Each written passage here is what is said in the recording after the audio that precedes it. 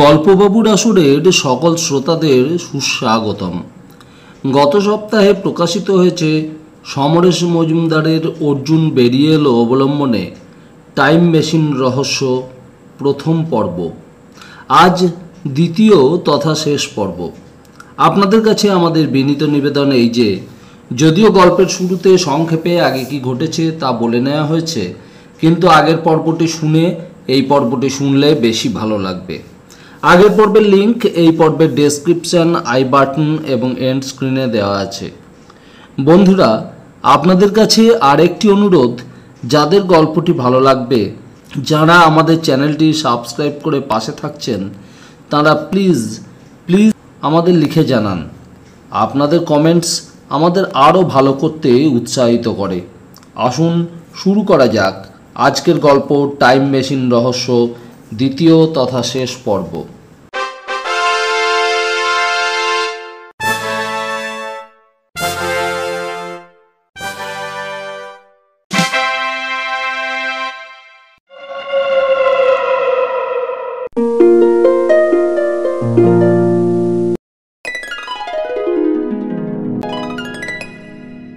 আগে যা ঘটেছে, অর্জুন যোগদার আমন্ত্রণে দেখা করেন এক বৈজ্ঞানিক ডক্টর গুপ্তের সঙ্গে। টাইম এবং স্পেস নিয়ে তিনি গবেষণা করেন। তার কুকুর তাতানকে আউটার স্পেসে এক অন্য গ্রহে পাঠান, কিন্তু সেখানে সময় চলছে উল্টো পথে, ফলে সে খুব ছোট হয়ে যায়, লম্বায় 2 ইঞ্চি খানেক। সেখান থেকে কোনো এক বিদেহী হাজির হয় ডক্টর গুপ্তের বাড়িতে। সেই তাতানের বন্ধু নানান রকম সমস্যা সৃষ্টি করছিল। তাছাড়া বিভিন্ন ব্যক্তিরা তাতানকে দেখে তাকে কিনে নিতে চাইছিল। অনেকেই ডক্টর গুপ্তের গবেষণাগারের দখল নিতে চাইছিল। তাই অর্জুনকে ডক্টর গুপ্ত নিজের বাড়িতে নিয়ে আসেন। সেই রাত্রেই একদল লোক জোর করে গাড়ি নিয়ে ডক্টর গুপ্তের বাড়ি ঢুকে তাকে মারার চেষ্টা করে। বন্দুক নিয়ে হামলা করে তাঁর গবেষণাগারে।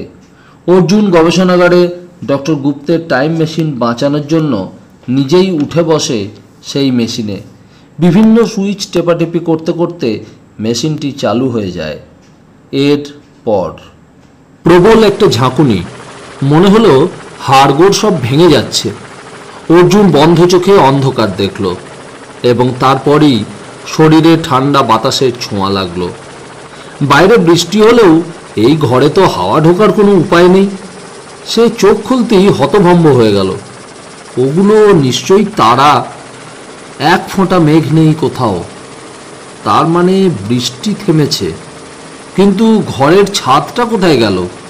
সে তারা দেখছে কিভাবে? মাথা ঘোরাতেই সেটা ভোঁ ভোঁ করে উঠল। ঘর কোথায়? তার চারপাশে তো গাছগাছালি, মাথার ওপরে আকাশ, সামনে সেই ড্যাশবোর্ড যেখানে এখনো আলো জ্বলছে, শব্দ বাজছে। সে কোথায় চলে এলো? চটপট মেশিন থেকে নেমে মাটিতে দাঁড়ালো অর্জুন। একটা রাতের পাখি বেশ ভয় পেয়েই ডাকতে ডাকতে উড়ে গেল দিগন্তে। 2-3 পা জঙ্গল ভেঙে এগিয়েও কোনো দিশা পেল না সে। শুধু যন্ত্রটা থেকে আসা আওয়াজ রাত্রির নিস্তব্ধতাকে চূর্ণ করছে। অর্জুন আবার ফিরে এলো ওটার কাছে। কিভাবে আওয়াজটাকে বন্ধ করা যায়? তার মনে পড়ল শেষবার সে যে সুইচটাকে টিপেছিল তার কথা। পাশাপাশি আরেকটি সুইচ আছে। সেটিকে টিপতেই সব শব্দ আচমকা থেমে গেল। সুইচটির গায়ে দ্বিতীয়বার চাপ দিতেই আবার শব্দ চালু হলো। বেশ নিশ্চিন্ত হয়ে সে তৃতীয়বার চাপ দিয়ে ইঞ্জিন বন্ধ করল। কিছুক্ষণ সে সময় নিল ব্যাপারটা বুঝতে।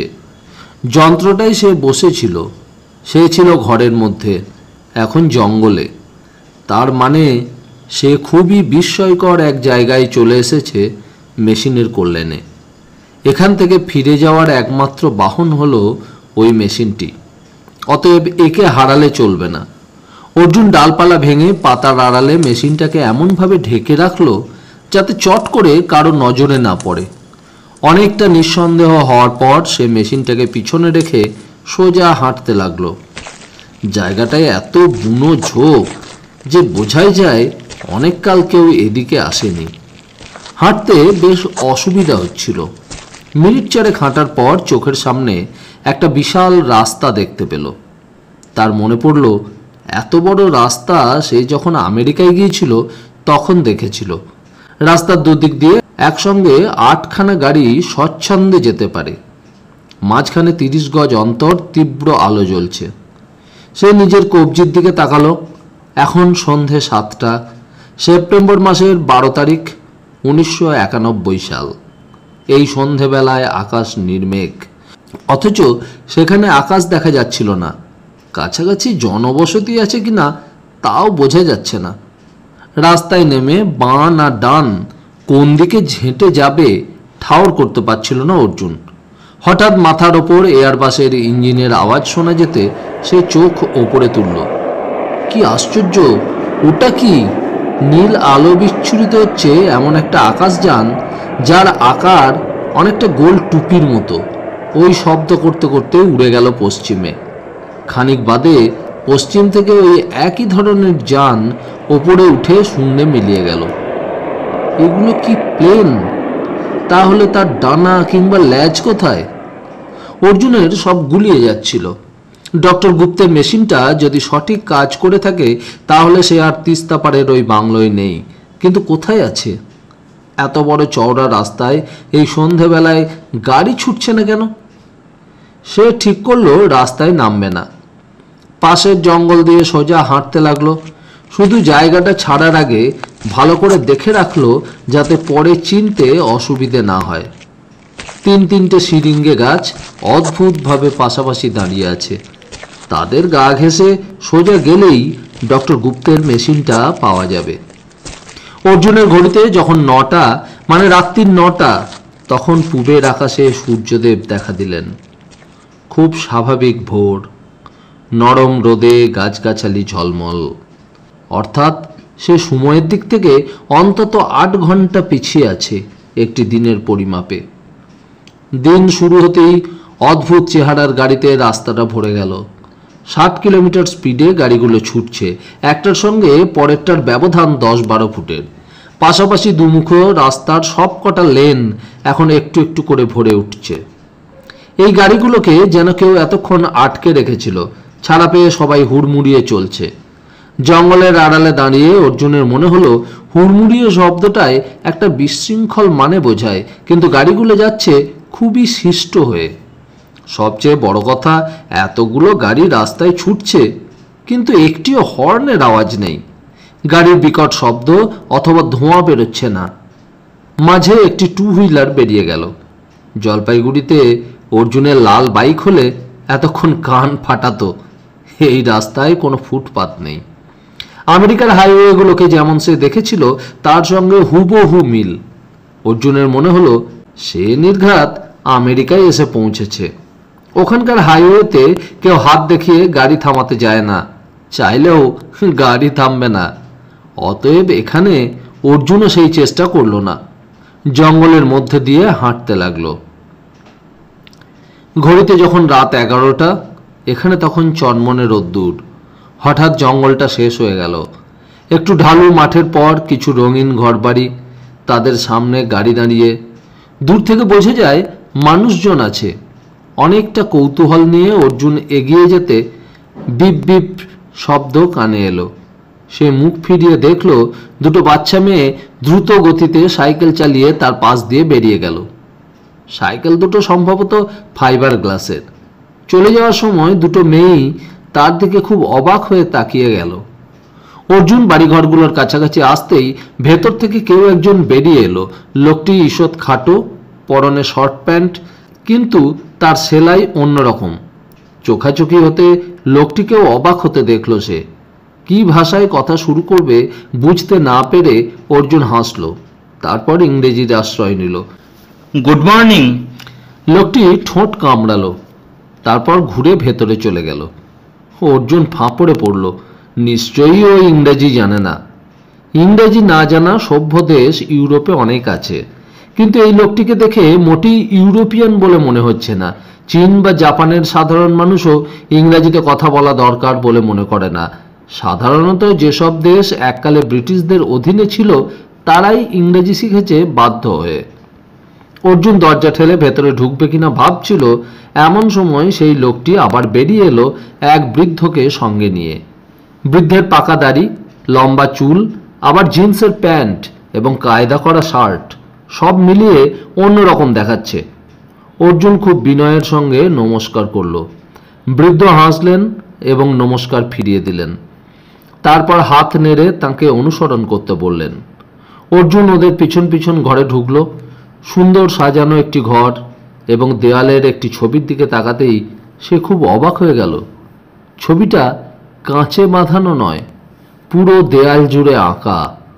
সে প্রশ্ন না করে পারল না, রবীন্দ্রনাথ টেগোর? টেগোর না, ঠাকুর, আমাদের পরম পিতা। আপনি বাঙালি? বাঙালি? হ্যাঁ, আমরা বঙ্গ ভাষাভাষী। প্রায় 200 বছর আগে পরম পিতা পৃথিবীতে এসেছিলেন। আমাদের যা কিছু গৌরব তা ওঁরই দান। বৃদ্ধ হাসলেন। আপনি বঙ্গভাষা জানেন জেনে খুব খুশি হলাম। আপনার নিবাস? আমার বাড়ি জলপাইগুড়ি শহরে। বৃদ্ধ যেন খুব অবাক হলেন। তিনি সঙ্গীর দিকে তাকালেন। সঙ্গীর চোখ ছোট হলো। বৃদ্ধ ইঙ্গিতে অর্জুনকে বসতে বললেন। মনে হচ্ছে আপনি আপাতত অনেক দূর পথ ভ্রমণ করেছেন। নিশ্চয়ই খিদে পেয়েছে। অর্জুন একটি সুদৃশ্য চেয়ারে বসল, তারপর মাথা নেড়ে হ্যাঁ বলল। বৃদ্ধ তাঁর সঙ্গীকে ইশারা করতে সে ভেতরের দরজা দিয়ে চলে গেল।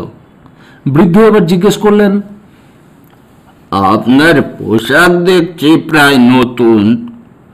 আমাদের বালক বয়সে ওই রকমের কাপড়ের পোশাক দেখেছি।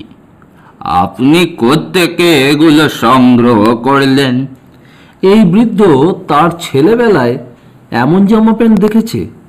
লোকটার মাথা ঠিক আছে তো? সে হেসে বলল, আমি দোকান থেকেই কিনেছি। এই সময় সেই যুবক বেরিয়ে এসে বৃদ্ধের পাশে দাঁড়িয়ে নিচু গলায় কিছু বলল। বৃদ্ধ ব্যস্ত হলেন। আপনাকে দেখে খুব ভালো লাগলো। আপাতত এই ঘরে বিশ্রাম নিন। বাইরে রোদ হয়তো আপনার পক্ষে ক্ষতিকর হবে। আমাকে এখনই একটু বিশেষ কাজে বেরোতে হবে। ততক্ষণ পুত্র আপনাকে দেখাশোনা করবে। বৃদ্ধ তড়িঘড়ি ঘর থেকে বেরিয়ে গেলেন।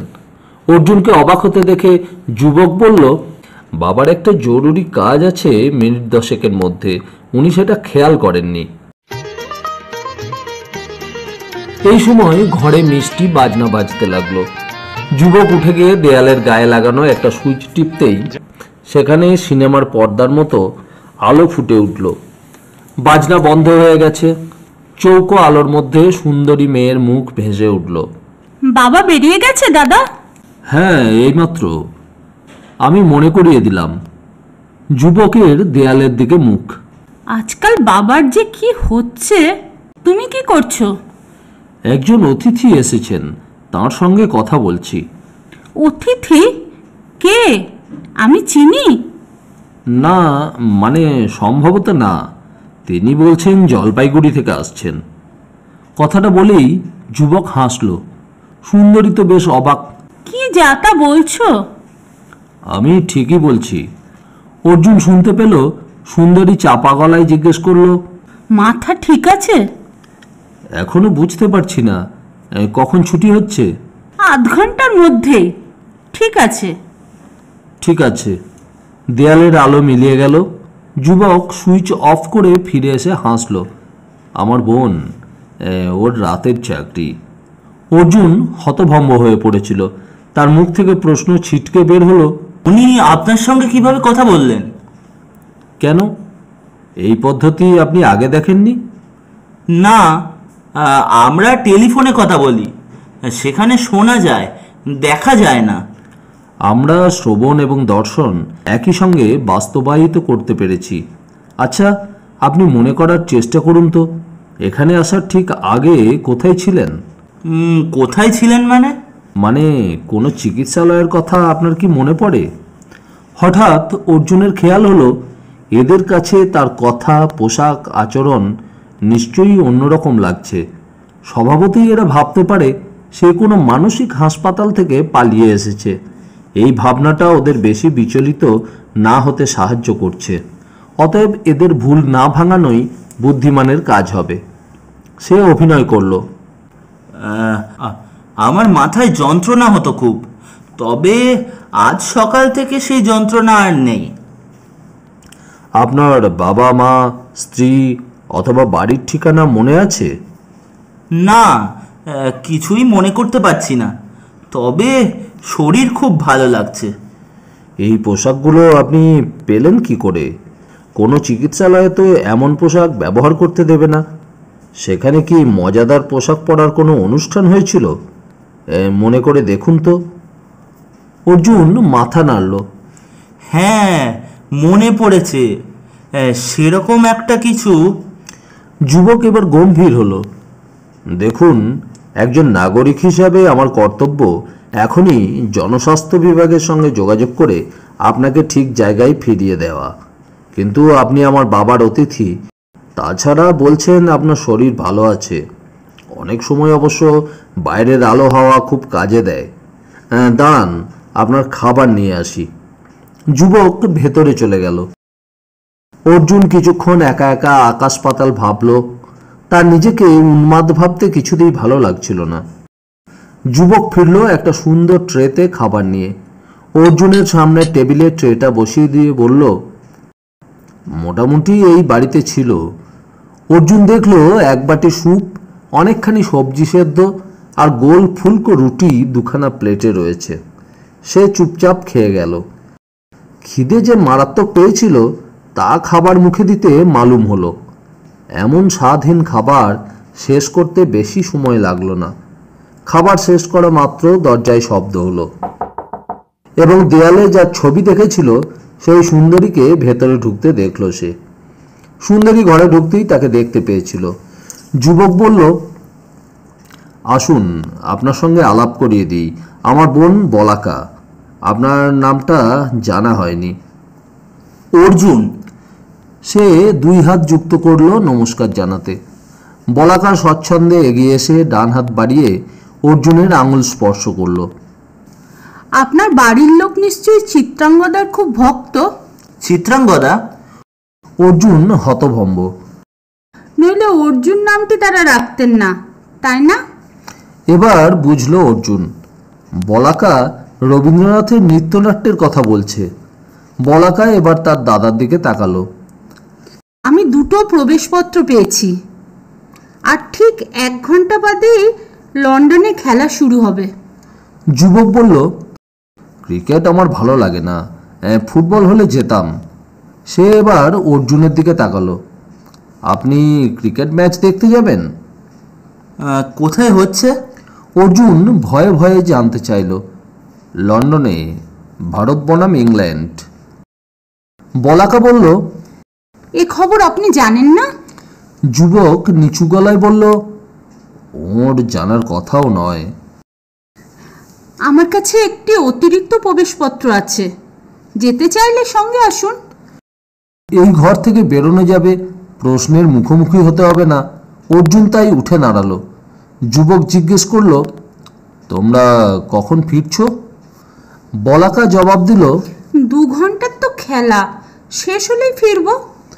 বলাকাকে অনুসরণ করে অর্জুন হাঁটতে হাঁটতে ভেবে পাচ্ছিল না ক্রিকেট কি করে 2 ঘন্টার খেলা হবে। 5 দিনের টেস্ট, 3 দিনের ম্যাচ থেকে এখন ওয়ানডেতে এসেছে, অথচ বলাকা বলছে 2 ঘন্টার খেলা। পার্কিং লটে একটা লাল গাড়ি দাঁড়িয়ে আছে। দরজা খুলে সেটাই উঠে বসে পাশের দরজা বোতাম টিপে খুলে দিল বলাকা। অর্জুন দেখল গাড়িতে গিয়ার নেই, ক্লাচ নেই। সুইচ অন করে একটা বোতাম টিপতে গাড়ি ভুস করে ছুটে চলল। কয়েক সেকেন্ডই হাইওয়ে। হঠাৎ মাথার ওপরে একটা বিরাট হোর্ডিং নজরে এলো, জলপাইগুড়ি শহরে সুস্বাগতম। জলপাইগুড়ি শহর? অর্জুন সোজা হয়ে বসলো। এটা জলপাইগুড়ি শহর নাকি? যে শহরে সে জন্মেছে, বড় হয়েছে, তার কিছুই চেনা মনে হচ্ছে না তো। এত বড় হাইওয়ে কবে জলপাইগুড়িতে ছিল? শহরের মধ্যে সরু ঘিঞ্জি কিছু রাস্তায় যাতায়াত করতো সবাই। সে জিজ্ঞেস করলো, তিস্তা নদীটা কোন দিকে? বলাকা হাসলো। শুনলাম আপনি বলেছেন যে জলপাইগুড়িতে আপনার বাড়ি। তিস্তা নদীর কি অবস্থা তা জানেন না? অর্জুন বুঝল কেন বৃদ্ধ এবং যুবক তার কথা শুনে অমন অবাক হয়েছিল। তাকে চুপ করে থাকতে দেখে বলাকা জিজ্ঞেস করলো, আচ্ছা, আমাকে সত্যি কথা বলুন তো, আপনার পরিচয় কি? অর্জুন হাসলো। সত্যি কথা বলে কোনো লাভ নেই, কেউ তাকে বিশ্বাস করবে না। সে মাথা নাড়ল। আমার কোনো কথাই মনে পড়ছে না। কোনো কষ্ট হচ্ছে? বিন্দুমাত্র নয়। পিলপিল করে গাড়ি ছুটে চলেছে, নানা ধরনের গাড়ি, কিন্তু কোনো শব্দ নেই। দিনটা ভালোই। বলাকা বলল, আমরা স্টেডিয়ামের দিকে যাচ্ছি। আপনি তিস্তার কথা বলছিলেন না, ওই দেখুন। বলাকার আঙুল অনুসরণ করে অর্জুন দেখল একটা বড় নোটিশ বোর্ডে লেখা আছে, আপনারা তিস্তার ওপর দিয়ে যাচ্ছেন। মানে বলাকা যা বলল তা হলো এককালে তিস্তা নাকি সারা বছর শুকিয়ে থাকতো। অনেকখানি জায়গা শহরের পাশে বালির চর হয়ে পড়ে নষ্ট হতো। মাঝে মাঝে বর্ষায় বন্যা হতো। এই যা বেশ কিছু বছর আগে পাহাড় থেকে যেখানে তিস্তা নিচে নামছে সেখান থেকেই মাটির তলায় বিশাল টানেল করে নদীর জল নিয়ে যাওয়া হচ্ছে। ছড়িয়ে পড়ার সুযোগ না থাকায় সারা বছর সেখানে জল থাকে, স্রোত, ফলে ভালো বিদ্যুৎ তৈরি হচ্ছে। আর ওপরের বালি জমিকে নানান কাজে লাগানো সম্ভব হয়েছে। শহরের পাশে সেই বিরাট চরেই গড়ে উঠেছে খেলাধুলার নানান ঘেরা মাঠ। পেটের ভেতর চিনচিন করতে লাগলো অর্জুনের। সেই বিখ্যাত চর উধাও, তিস্তা ব্রিজের দরকার নেই, এখন স্টেডিয়াম হয়েছে। জলপাইগুড়িতে স্টেডিয়াম বলতে ছিল কয়েকটা গ্যালারি নিয়ে হাকিমপাড়ার টাউন ক্লাব। আর বলাকা যেখানে গাড়ি পার্ক করলো, লম্বা ট্রলি জাতীয় গাড়ি তাদের তুলে নিয়ে যেদিকে এগিয়ে যাচ্ছে সেদিকে অর্ধেকটা জুড়ে দাঁড়িয়ে আছে বিশাল স্টেডিয়াম। কবে হলো এসব? এত লোক আজ খেলা দেখতে এসেছে, তবু ঝামেলা হচ্ছে না এতটুকু। প্রবেশপত্র দেখিয়ে মাঠে ঢোকা হতে চোখ জুড়িয়ে গেল অর্জুনের। এমন সবুজ মাঠ, ঝকঝকে স্টেডিয়াম সে কখনো দেখেনি। মাঠের দুদিকে স্কোরবোর্ড রয়েছে, আর একপাশে বিশাল একটা ক্যামেরা জাতীয় যন্ত্র মাঠের দিকে মুখ করে রাখা হয়েছে। গ্যালারি ইতিমধ্যেই ভরে উঠেছে। এই সময় আকাশবাণী শোনা গেল, প্রিয় বন্ধুগণ, আর কিছুক্ষণ বাদেই ইংল্যান্ডের লর্ডস মাঠে ভারত বনাম ইংল্যান্ডের ক্রিকেট খেলা শুরু হবে। দুই দলে যারা খেলছেন তাদের নাম নিশ্চয়ই আপনারা জানেন, তবু আর একবার জানানো হচ্ছে। ভারতীয় দলের অধিনায়ক স্বপনলাল, দলে আছেন। অর্জুন কান পেতে শুনল। একটি নামও তার চেনা বলে মনে হলো না। পাশে বসা বলাকাকে সে না জিজ্ঞেস করে পারল না। সচিন খেলছে না? কে সচিন? সচিন তেন্ডুলকার, বিস্ময় বালক। বিস্ময় বালক মানে? এরকম নাম তো কখনো শুনিনি। বলাকা অবাক। অর্জুনের ডান দিকে বসা এক বৃদ্ধ বললেন, সচিন তেন্ডুলকার, এই নামটা কিন্তু কোথায় যেন পড়েছি বলে মনে হচ্ছে। তার ওপাশে বসা এক বৃদ্ধ ভদ্রলোক গম্ভীর গলায় বললেন, অনেক দিন আগে ওই রকম নামের এক ভদ্রলোক এই নাটক লিখতেন মারাঠি ভাষায়। কতদিন আগে? প্রথম বৃদ্ধ জানতে চাইলেন। সময়টা ঠিক মনে নেই, এই নাটকের ওপর এক সময় পড়াশোনা করেছিলাম, তখন পড়েছিলাম, তবে প্রথম নামটা নিশ্চয়ই শচীন নয়। দ্বিতীয় বৃদ্ধ জবাব দিলেন। অর্জুন আর কথা বাড়ালো না। হঠাৎ বাজনা বেজে উঠল। আকাশবাণী হলো, খেলা শুরু হচ্ছে। এখন আমরা আপনাদের সামনে লর্ডস মাঠকে উপস্থিত করছি। সঙ্গে সঙ্গে মাঠের একপাশে দাঁড়ানো ক্যামেরা জাতীয় যন্ত্রটা চালু হলো। অর্জুন অবাক হয়ে দেখল স্টেডিয়ামের মাঝখানে মাঠটা মুহূর্তেই বদলে গিয়ে লর্ডসে পরিণত হলো।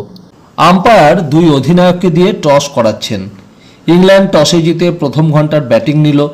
এই মুহূর্তে লর্ডসে বসে থাকলে সে যেমনটি দেখত, জলপাইগুড়িতে বসে ঠিক তেমনই দেখছে। মাঠ, খেলোয়াড় সবই এক, শুধু দর্শকরা পাল্টে গেছে। সে বলাকাকে না জিজ্ঞেস করে পারল না, অত হাজার মাইল দূরে যে খেলা হচ্ছে তা এই মাঠে কি করে দেখানো সম্ভব? বলাকা হাসল। আপনি সত্যি সব ভুলে গেছেন?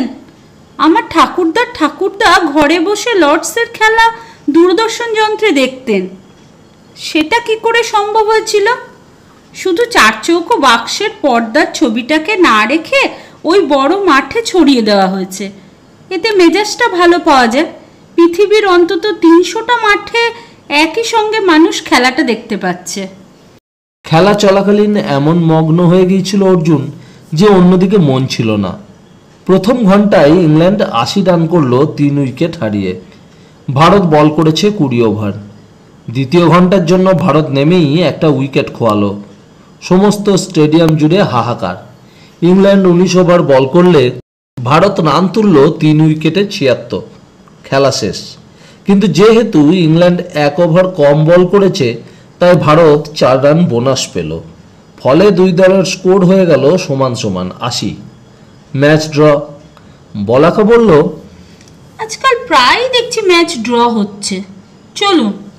অর্জুন নিজের ঘড়ির দিকে তাকাতে পুরনো সময় দেখতে পেল। বলাকার চোখ পড়েছিল তার ঘড়ির ওপর। সে প্রায় চেঁচিয়েই উঠল, উমা, এ কি রকম ঘড়ি আপনার? দেখি দেখি। বাধ্য হয়ে নিজের কবজিটাকে তুলে ধরল অর্জুন। বলাকা সেটাকে দেখতে দেখতে বলল, খুব দাম হবে না ঘড়িটার? পুরনো জিনিস সহজে পাওয়া যায় না, কিন্তু আপনার ঘড়ি যে উল্টোপাল্টা সময় দিচ্ছে। অর্জুন মাথা নাড়ল। ঠিক করা হয়নি। কিন্তু তারিখটা কি লেখা আছে? অর্জুন ইংরেজিতে তারিখটা দেখল এবং তখনই খেয়াল হলো এখানে আসার পর থেকে সে একটিও ইংরেজি শব্দ শুনতে পায়নি। বলাকাদের পরিবারে কেউই কথার মধ্যে ইংরেজি বলেনি। হয়তো এখানে কেউ ইংরেজি শেখে না, এই কারণেই বলাকা পড়তে পারছে না তারিখটা। সে দেখল অদ্ভুত দৃষ্টিতে বলাকা তাকে দেখছে। একটা কিছু জবাব দিতেই হয়, কিন্তু তার আগেই বলাকা বলল, নিশ্চয়ই এটাও আপনার মনে পড়ছে না, চলুন। বলাকার পেছন পেছন হাঁটতে হাঁটতে অর্জুনের মনে হলো মেয়েটা তার অস্তিত্ব সম্পর্কে এবার বেজায় সন্দেহ করছে। সে কি করে এদের বোঝাবে 1991 খ্রিস্টাব্দে শিলিগুড়ির কাছে একটা বাংলোয় ছিল, আর এখন ঠিক কোন সাল তাই তো বোঝা যাচ্ছে না।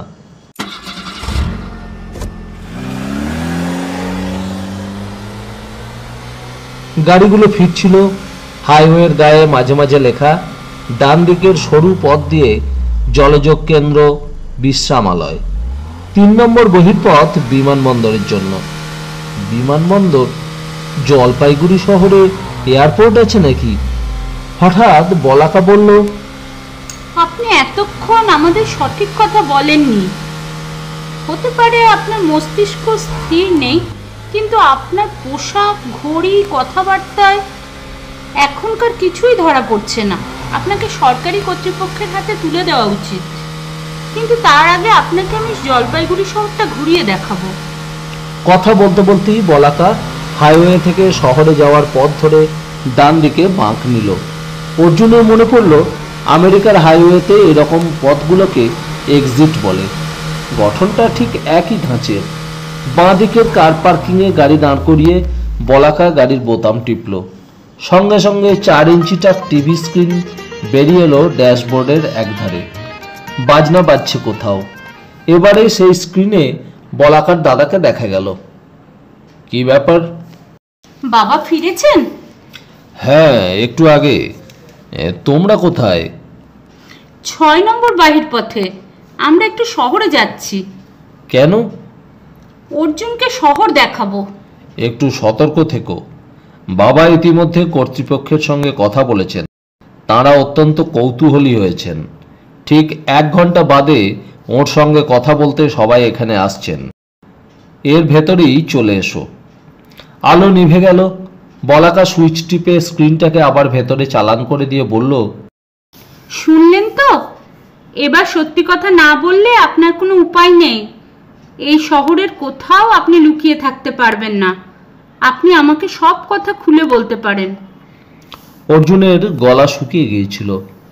বলাকা যে একটুও মিথ্যে বলছে না তা সে বুঝতে পারছিল, কিন্তু কি করে সঠিক ব্যাপারটা সে বোঝাবে? বলাকা আবার গাড়ি চালু করে গুনগুন করে সুর ধরল। আর আমি যে কিছু চাহিনে জননী বলে শুধু ডাকিব। হঠাৎই সে থেমে গিয়ে প্রশ্ন করল, পরের লাইনটা কি বলুন তো? অর্জুনের মনে পড়ল দেবব্রত বিশ্বাসের গলায় রবীন্দ্রনাথের এই গানটি সে শুনেছে।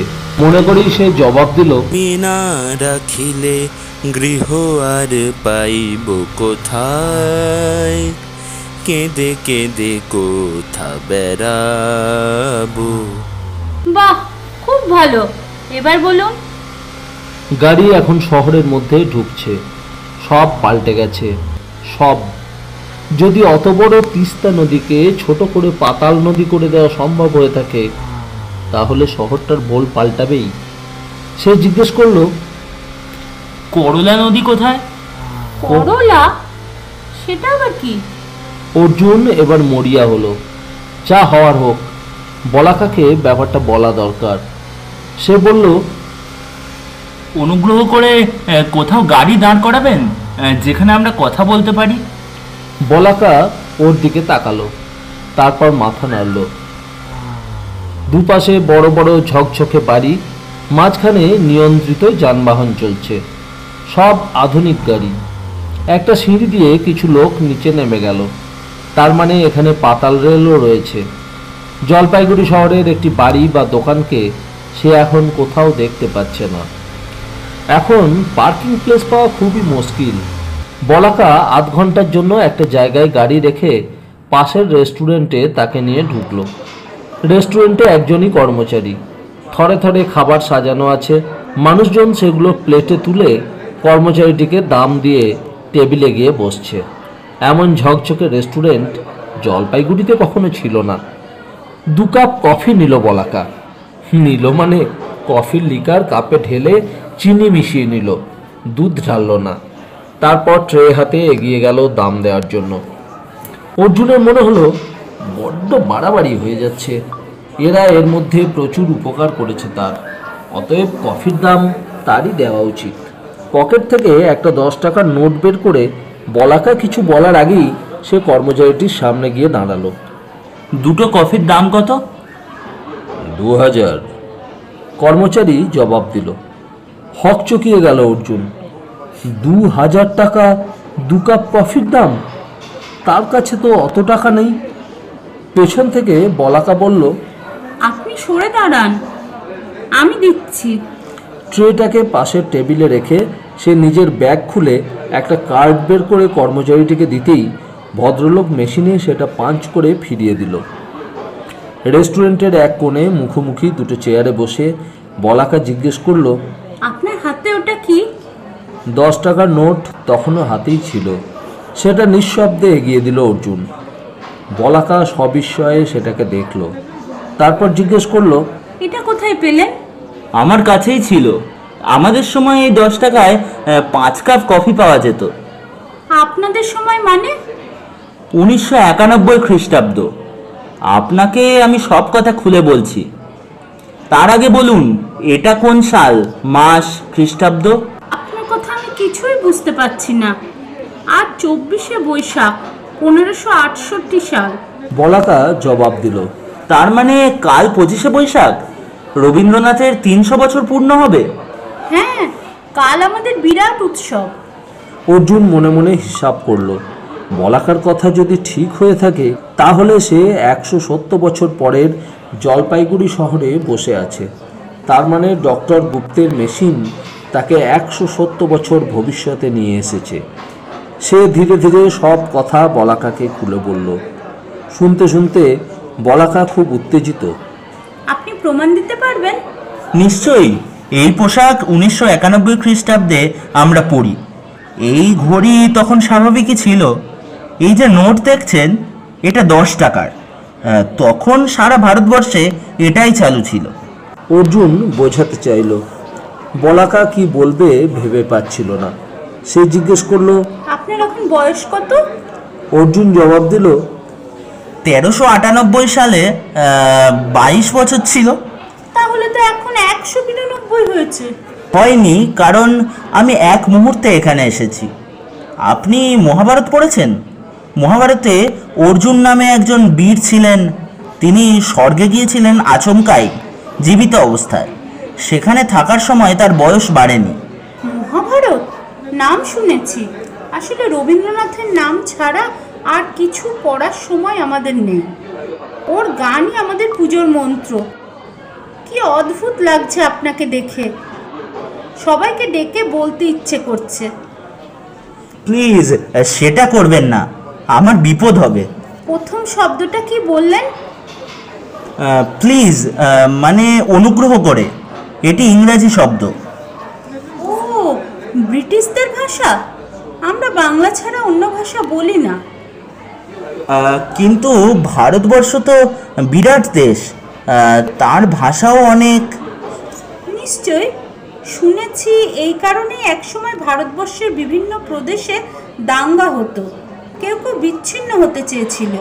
শেষ পর্যন্ত ঠিক হলো প্রত্যেক প্রদেশকেই একমাত্র বৈদেশিক ব্যাপার ছাড়া অন্য সব ব্যাপারে পূর্ণ স্বাধিকার দেওয়া হবে। এরপরে আর কোনো সমস্যা হয়নি। দেশের মধ্যে আমরা সাধারণত নিজেদের নিয়ম মেনে চলি, কিন্তু আপনার কথা যদি সত্যি হয় তাহলে আপনি আমার পূর্বপুরুষ। অদ্ভুত চোখে তাকালো বলাকা। অর্জুনের লজ্জা হলো। বলাকা তার সমবয়সী বলা যায়। আপনি সত্যি এই শহরে ছিলেন? হ্যাঁ, শহরটা তখন এরকম ছিল না। কিরকম ছিল? মফস্বল শহর যেমন হয়। হাইওয়ে ছিল না, একটা বাইপাস ছিল। নদী ছিল বিশাল এবং প্রায় জল থাকতো না। 1968 খ্রিস্টাব্দের বন্যার পর শহরটা প্রায় নষ্টই হয়ে যাচ্ছিল। 3-4 তলা বাড়িগুলো হাতে গোনা যেত। মানুষজন ছিল ভালো, কিন্তু জীবনের বেশিরভাগ সুযোগ সুবিধা থেকে বঞ্চিত ছিল। তখন লন্ডনে খেলা হলে আমরা টিভিতে দেখতে পেতাম। বলাকা বলল, আমি আপনার এসব কথা অনুমানও করতে পারছি না। ঠিক আছে, আপনি আমার সঙ্গে ইতিহাস ঘরে চলুন। ইতিহাস ঘর? হ্যাঁ, আমাদের শহরের যাবতীয় অতীতের তথ্য সেখানে রাখা আছে। যদিও আমার হাতে বেশি সময় নেই, তবু আপনার কথা জানার পর যেতে ইচ্ছে করছে। কফির কাপ এবং ট্রে একটি বিশেষ বাক্সে ঢুকিয়ে দিয়ে বলাকা অর্জুনকে নিয়ে বের হলো। গাড়ি মিনিট 3 মধ্যেই পৌঁছে গেল একটা 10 তলা বাড়ির সামনে। নিজের পরিচয়পত্র দেখিয়ে বলাকা সেখানকার ছুটন্ত সিঁড়িতে চেপে অর্জুনকে নিয়ে 7 তলায় পৌঁছে গেল। দরজার ওপর লেখা আছে অতীত 200 বছর। নিস্তব্ধ বিশাল হলঘর, শীর্ণ দেহ কিন্তু খুব স্মার্ট এক বৃদ্ধ ভদ্রলোক এগিয়ে এলেন। কোনো সাহায্যে আসতে পারি? হ্যাঁ, আমরা এই শহরটার অতীত সম্পর্কে জানতে চাই। কি জানতে চান আপনারা? শহরটা তৈরি হয়েছিল কবে? জলপাইগুড়ির মূল শহর তৈরি হয় কয়েকশো বছর আগে, পুনর্গঠিত হয় 80 বছর। বৃদ্ধ ওদের নিয়ে একটা বড় ডেস্কের সামনে চলে এলেন। অর্জুন জিজ্ঞেস করলো, 1991 মানে 1398 সালের জলপাইগুড়ি সম্পর্কে কিছু বলুন। বৃদ্ধ মাথা নাড়লেন, তারপর নানা রকম বোতাম টিপতে লাগলেন। ধীরে ধীরে বোর্ডের ওপর একটা ম্যাপ ফুটে উঠল। অর্জুন উত্তেজিতভাবে তাকালো। হ্যাঁ, শহরের ম্যাপ, বাড়ি, রাস্তা। বৃদ্ধ বললেন, অনেকটাই অনুমান নির্ভর ম্যাপ, কিছু ছবি আর বইপত্র ঘেঁটে তৈরি। তখন তিস্তা শহরের পাশে ছিল অনেকটা জায়গা নিয়ে। এই যে। বৃদ্ধের স্টিক অনুসরণ করে অর্জুন তাকাতে নদীর চিহ্ন দেখতে পেল। তিস্তা যদি এটা হয় তাহলে পাশেই সেনপাড়া এবং হাকিমপাড়া। সে জিজ্ঞেস করলো, তিস্তা সেতুটা কোথায়, যার ওপর দিয়ে ডুয়ার্সে যাওয়া যেত? সেতু? শহরের ছবিতে তিস্তার ওপর কোনো সেতু নেই। রাস্তাগুলো ছিল খুব সরু। কিছু ব্যক্তি চা ব্যবসার কল্যাণে ধনী ছিলেন, কিন্তু অনেকেই দরিদ্র। হঠাৎ অর্জুন চিৎকার করে উঠল, ওই তো করলা নদী। বৃদ্ধ ফিরে তাকালেন। হ্যাঁ, তখন ওই নামে একটা খাল ছিল, কিন্তু এ তথ্য আপনি জানলেন কি করে? অর্জুন হকচকিয়ে গেল। উত্তেজিত হওয়াটা ঠিক হয়নি। বলাকা বলল, উনি ওই সময় সম্পর্কে অনেক কিছু জানেন। তাই নাকি? আমাদের এই ইতিহাস ঘরের বাইরে তথ্য আছে? বেশ, তখন অঞ্চলগুলোকে কিভাবে ভাগ করা হতো বলুন তো? পাড়া হিসেবে। আলাদা নাম ছিল পাড়ার। এই যে তিস্তার পাশে আর করলা নদীর মাঝখানটা, এটার নাম হাকিম পাড়া। এইটা স্টেডিয়াম। আমরা টাউন ক্লাব স্টেডিয়াম হিসেবেই জানি। অর্জুন উজ্জ্বল মুখে বলল, আপনি ঠিক বলেছেন। এত বিশদ আমিও জানি না। এই ইতিহাসঘর ওই ম্যাপের কোনখানে হবে? বৃদ্ধ তাঁর স্টিকটি যেখানে রাখলেন সেদিকে তাকিয়ে অর্জুন বলল, আরে, এটা তো জলপাইগুড়ির রাজবাড়ি। পাশে একটা মন্দির ছিল। মন্দিরের পাশে বিরাট বিল। দাঁড়ান, এই সোজা চলে এলাম। দিনবাজারের পুল পেরিয়ে সোজা কদমতলার রাস্তায়। হ্যাঁ, এই জায়গাটাকে এখন কি বলে? পাতাল রেল দপ্তর। অর্জুন হতভম্ব। তার বাড়িটা যেখানে, সেখানে 170 বছর বাদে পাতাল রেলের দপ্তর হবে? রাজবাড়ির চিহ্ন থাকবে না? সেই জলপাইগুড়ির জেলা স্কুলটাকে খুঁজল। শ্যামাপ্রসাদ বাবু এখন হেডমাস্টার মশাই, খুব ভালো লোক। সেই জায়গাটাকে দেখিয়ে বলল, এইটে একটা বড় স্কুল। বৃদ্ধ মাথা নাড়লেন। ওটিকে এখন মহাবিদ্যালয়ে রূপান্তরিত করা হয়েছে। কিন্তু মহাশয়, আপনি এত তথ্য জানতে পারলেন কি করে? অর্জুন হাসল। জেনেছি। আচ্ছা, মোটে তো 170 বছর। এমন কোনো প্রবীণ মানুষের কথা কি জানেন, যিনি তার পিতা বা পিতামহের কাছে অতীত দিনের কথা শুনে মনে রেখেছেন? বৃদ্ধ হাসলেন। আমি শুনেছি, আমার পূর্বপুরুষের চা বাগান ছিল। আপনি যে সময়ের কথা বলছেন তার একটু আগে একজন পূর্বপুরুষ ছিলেন, যাকে নাকি জলপাইগুড়ি শহরের পিতা বলা হতো। অর্জুন আচমকা জিজ্ঞেস করল, তার নাম কি এসপি রায়? এসপি? হ্যাঁ, তিনি রায় ছিলেন, সত্যেন্দ্র প্রসাদ রায়। আপনি সত্যেন্দ্র প্রসাদের বংশধর? অর্জুন হতভম্ব। আপনি এমনভাবে কথা বলছেন যেন তাকে চেনেন। বৃদ্ধ এবার বেশ অবাক হলেন। এই সময় বলাকার হাতের ঘড়িতে বিপ বিপ শব্দ শুরু হলো।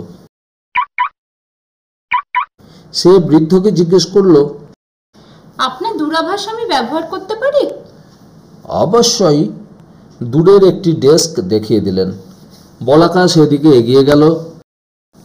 ডেস্কের উল্টো দিকে দূরদর্শনের পর্দার মতো একটা পর্দায় আলো জ্বলে উঠল। বলাকা বোতাম টিপতেই অর্জুন জিজ্ঞেস করল, আচ্ছা, সেই সময় যে সমস্ত মানুষ বিখ্যাত ছিলেন তাদের নাম জানা যাবে? বৃদ্ধ বললেন, নিশ্চয়ই। কলকাতার বিখ্যাত মানুষদের সংখ্যা অনেক। সেসব তথ্য পেতে কষ্ট হয়নি। বিভিন্ন জেলার মানুষদেরও আমরা যতটা সম্ভব এই সংগ্রহে রেখেছি। ভদ্রলোক বোতামটি টিপতেই ম্যাপ মুছে গেল। এবার তিনি জিজ্ঞেস করলেন, আপনি কি ধরনের মানুষের কথা জানতে চান? ভালো খেলোয়াড়। বোতাম টেপা হলো। অর্জুন দেখল দুটো নাম ফুটে উঠেছে। 1350-এর পর দুজন বিখ্যাত খেলোয়াড় হলেন রুনু গুহ ঠাকুরতা এবং মণিলাল ঘটক। এরা ফুটবলে ভারতের প্রতিনিধিত্ব করেন। শিল্পী? বোতাম টেপা হলো। না, সেই সময় জলপাইগুড়িতে ভারত বিখ্যাত শিল্পী ছিলেন না। হঠাৎ অর্জুনের মাথায় ডক্টর গুপ্তের কথা ভেসে উঠল। ডক্টর গুপ্ত নিশ্চয়ই বিখ্যাত মানুষ, যদিও অনেকেই তখন তার নাম জানত না, কিন্তু শিলিগুড়ির কাছে যেখানে ওর গবেষণাগার সেটা জলপাইগুড়ি জেলায় পড়ে না। সে একটু ইতস্তত হয়ে জিজ্ঞেস করলো, দার্জিলিং জেলায় আর বিবরণ আছে? বৃদ্ধ তাকে পাশের টেবিলে নিয়ে গেলেন। অর্জুন জিজ্ঞেস করলো, 1398 সালে ডক্টর গুপ্ত নামে একজন বিখ্যাত বৈজ্ঞানিক ছিলেন। বৃদ্ধ বোতাম টিপলেন।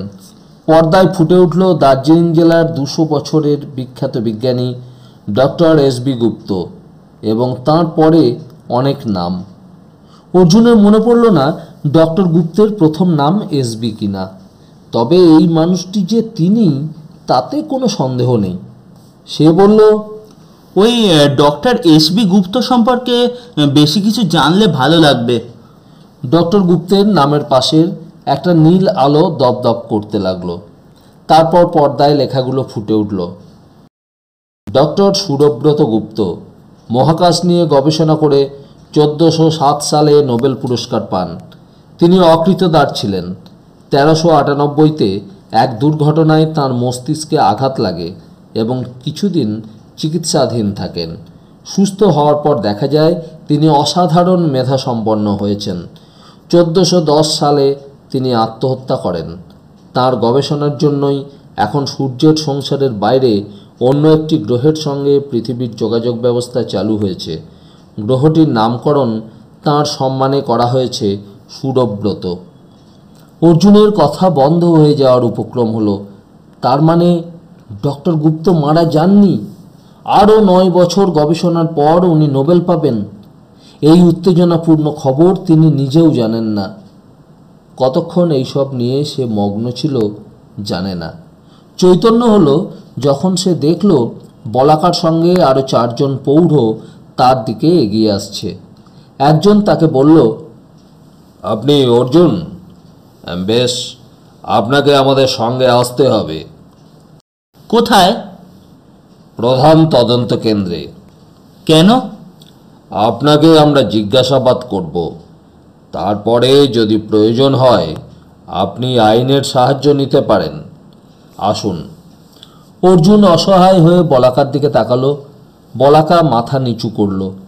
অগত্যা প্রৌঢ়দের অনুসরণ না করে উপায় রইল না অর্জুনের। যেভাবে হাতকড়া না পরিয়ে বন্দীদের গাড়িতে বসিয়ে নিয়ে যাওয়া হয়, প্রায় সেইভাবেই ওরা অর্জুনকে নিয়ে চলল শহরের প্রান্তে। রাস্তাঘাট চিনতে পারল না সে। মূল প্রবেশদ্বারে কোনো রক্ষী নেই। ড্রাইভার মাইক্রোফোনে সাংকেতিক শব্দ বলতেই গেট খুলে গেল। গাড়ি চলল সরু পথ দিয়ে।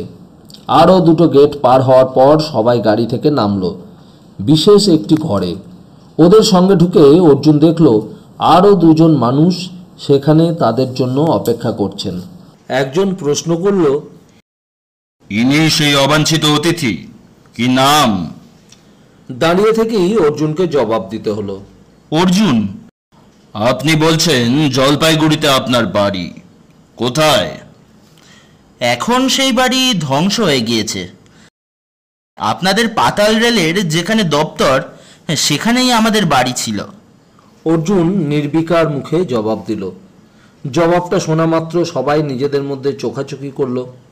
একজন বলল, আপনি বোধহয় ভুলে যাচ্ছেন, পাতাল রেলের দপ্তর প্রতিষ্ঠিত হয় অন্তত 100 বছর আগে।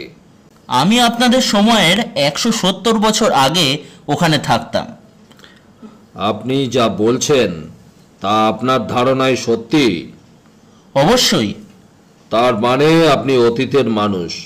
এই বর্তমানে কিভাবে এলেন? ডক্টর গুপ্তর বাংলোয় তার তৈরি মেশিনে চড়ে। ডক্টর গুপ্তকে? তিনি 170 বছর আগে সময়, মহাকাশ ইত্যাদি নিয়ে গবেষণা করতেন। অর্জুন দেখেনি ইতিহাস ঘরের সেই বৃদ্ধকেও নিয়ে আসা হয়েছে এখানে। ইঙ্গিত মাত্র তিনি এগিয়ে এসে নিচু গলায় কিছু বললেন। সম্ভবত একটু আগে ডক্টর গুপ্ত সম্পর্কে জানা কিছু তথ্য। এবার যেন সত্যি অর্জুনের অস্তিত্ব বিশ্বাস করলো ওরা। সঙ্গে সঙ্গে হইচই পড়ে গেল। একজন প্রশ্ন করল, আপনি তরুণ, ওই সময় জলপাইগুড়িতে আপনি কি করতেন? প্রচলিত অর্থে তেমন কিছু না। ডক্টর গুপ্ত একজন বৈজ্ঞানিক, তার সঙ্গে আপনার ঘনিষ্ঠতা হলো কি করে? তাকে আমি সাহায্য করতে গিয়েছিলাম। তিনি গবেষণার কাজে নিরাপত্তার অভাব বোধ করছিলেন। দুঃখের বিষয়, আমি সেটা সক্ষম হইনি তার আচরণের জন্যই। আপনার সাহায্য তিনি কেন চেয়েছিলেন? আমি একজন সত্য সন্ধানী। এই জন্য আপনি শিক্ষা নিয়েছেন? হ্যাঁ, আমার গুরু অমল সোমের সহকারী হিসেবে আমি অনেকটা শিখেছি। তিনি কি বিখ্যাত ব্যক্তি ছিলেন? যে কোনো শিক্ষিত ব্যক্তি তাকে চিনতেন। সঙ্গে সঙ্গে ইতিহাস ঘরের বৃদ্ধকে নির্দেশ দেওয়া হলো অমল সোম সম্পর্কে তথ্য জানার জন্য। তিনি টেলিফোন ডেস্কের সামনে গিয়ে বোতাম টিপে সংযোগ করতেই ইতিহাস ঘরের সহকারীকে পর্দায় দেখা গেল।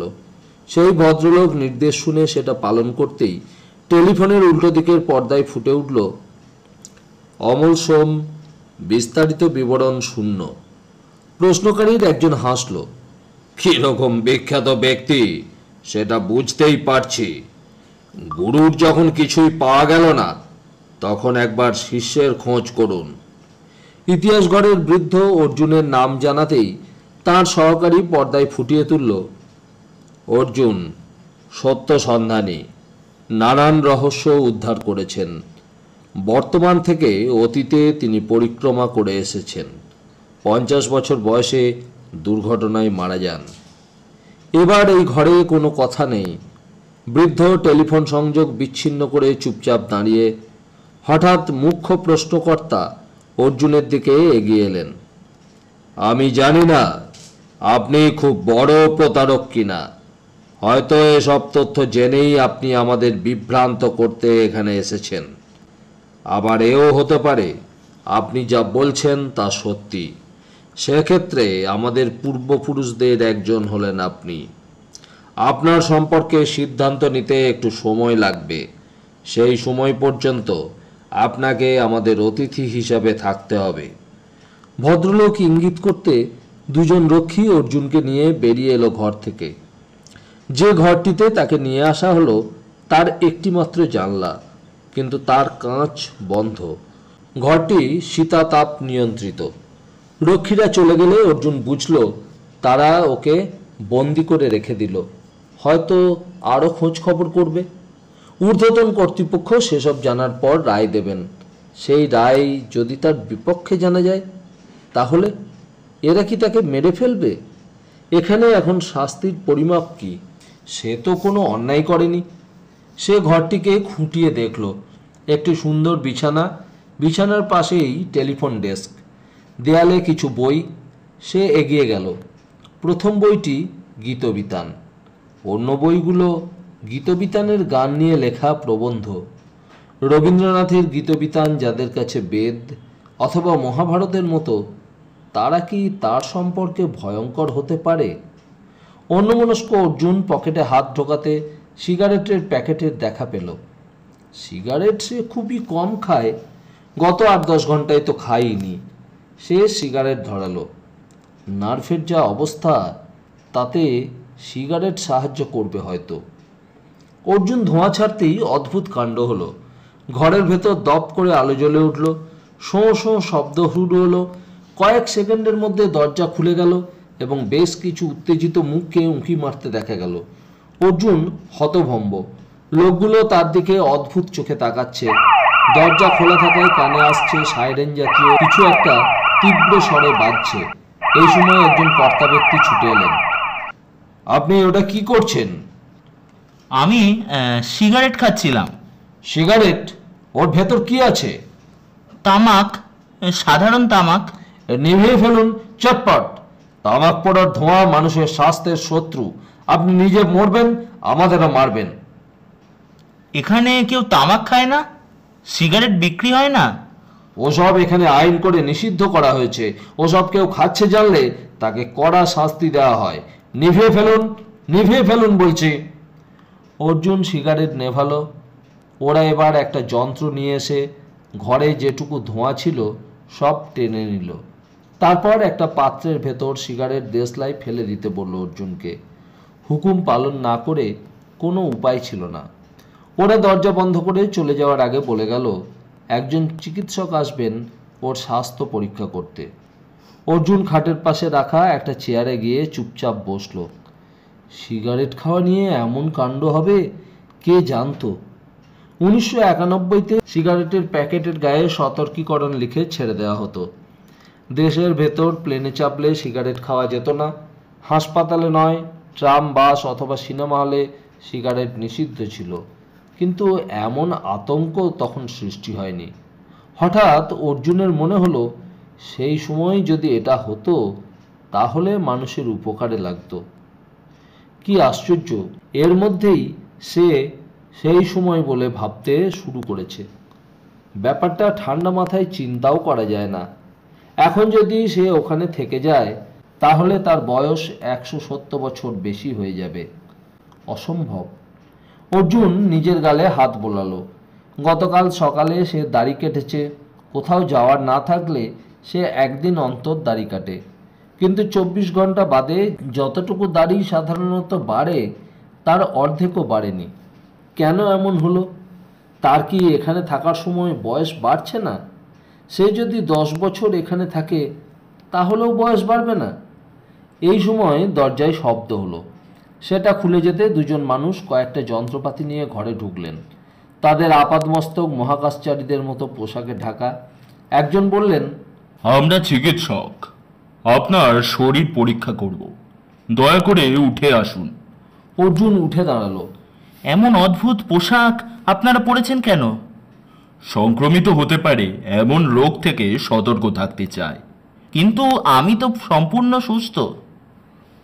আপনি ধূমপান করেন, এটা জানার পর এই সতর্কতার প্রয়োজন হয়েছে। অর্জুনের সমস্ত শরীর রশ্মি যন্ত্র দিয়ে পর্দায় ফুটিয়ে তুলে বিশ্লেষণ করা হলো।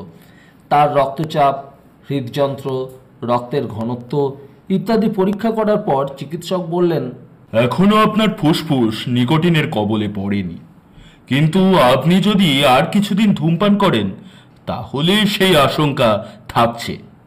ওরা আবার দরজা বন্ধ করে চলে গেল। এবার চেয়ারে বসে অর্জুনের মনে হলো অনেক হয়েছে, এবার ফেরার কথা ভাবা দরকার। সে চিরকাল এখানে পড়ে থাকতে পারে না। বাড়িতে মা আছেন।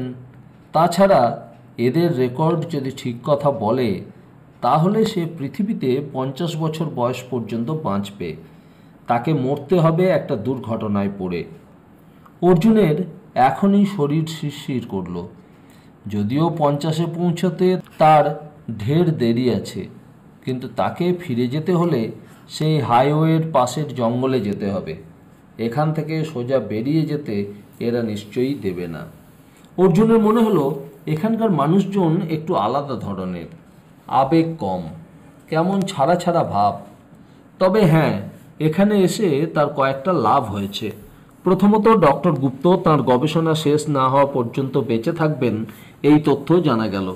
ভদ্রলোক নোবেল পুরস্কার পাবেন। দ্বিতীয়ত, সে নিজে 50 বছরের আগে মারা যাবে না। তৃতীয়ত, 170 বছর পরে জলপাইগুড়ির কি অবস্থা হবে সেটাও নিজের চোখে দেখা গেল। চুপচাপ কতক্ষণ কেটে গিয়েছে খেয়াল নেই। হঠাৎ মিষ্টি বাজনার আওয়াজ কানে আসতেই সে সোজা হলো। ঘরের এক কোণে টেলিফোন ডেস্কে আলো ফুটে উঠেছে। অর্জুন পায়ে পায়ে এগিয়ে গেল।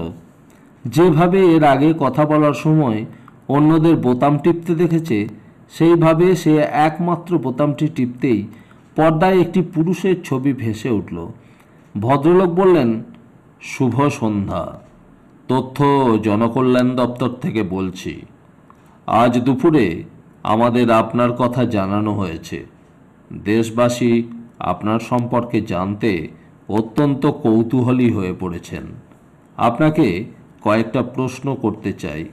করুন, কিন্তু আমার খুব খিদে পাচ্ছে। আচ্ছা, এখনই সেই ব্যবস্থা হয়ে যাবে। আপনি দাঁড়ান, এখানে আসার পর আমি স্যুপ আর সবজি সেদ্ধ খেয়েছি। আসলে ওতে আমার মন ভরে না, খিদেও মেটে না। আপনি কি ধরনের খাবার খেতে চাইছেন? একদম দিশি। ভাত, ডাল, তরকারি, মাছ কিংবা মাংসের ঝোল। অবশ্য এখন যদি সন্ধ্যাবেলা হয়, আপনি শুভ সন্ধ্যা বললেন বলেই বলছি, পরোটা আর কাবাব পেলেও চলবে, সঙ্গে 1 কাপ ভালো চা।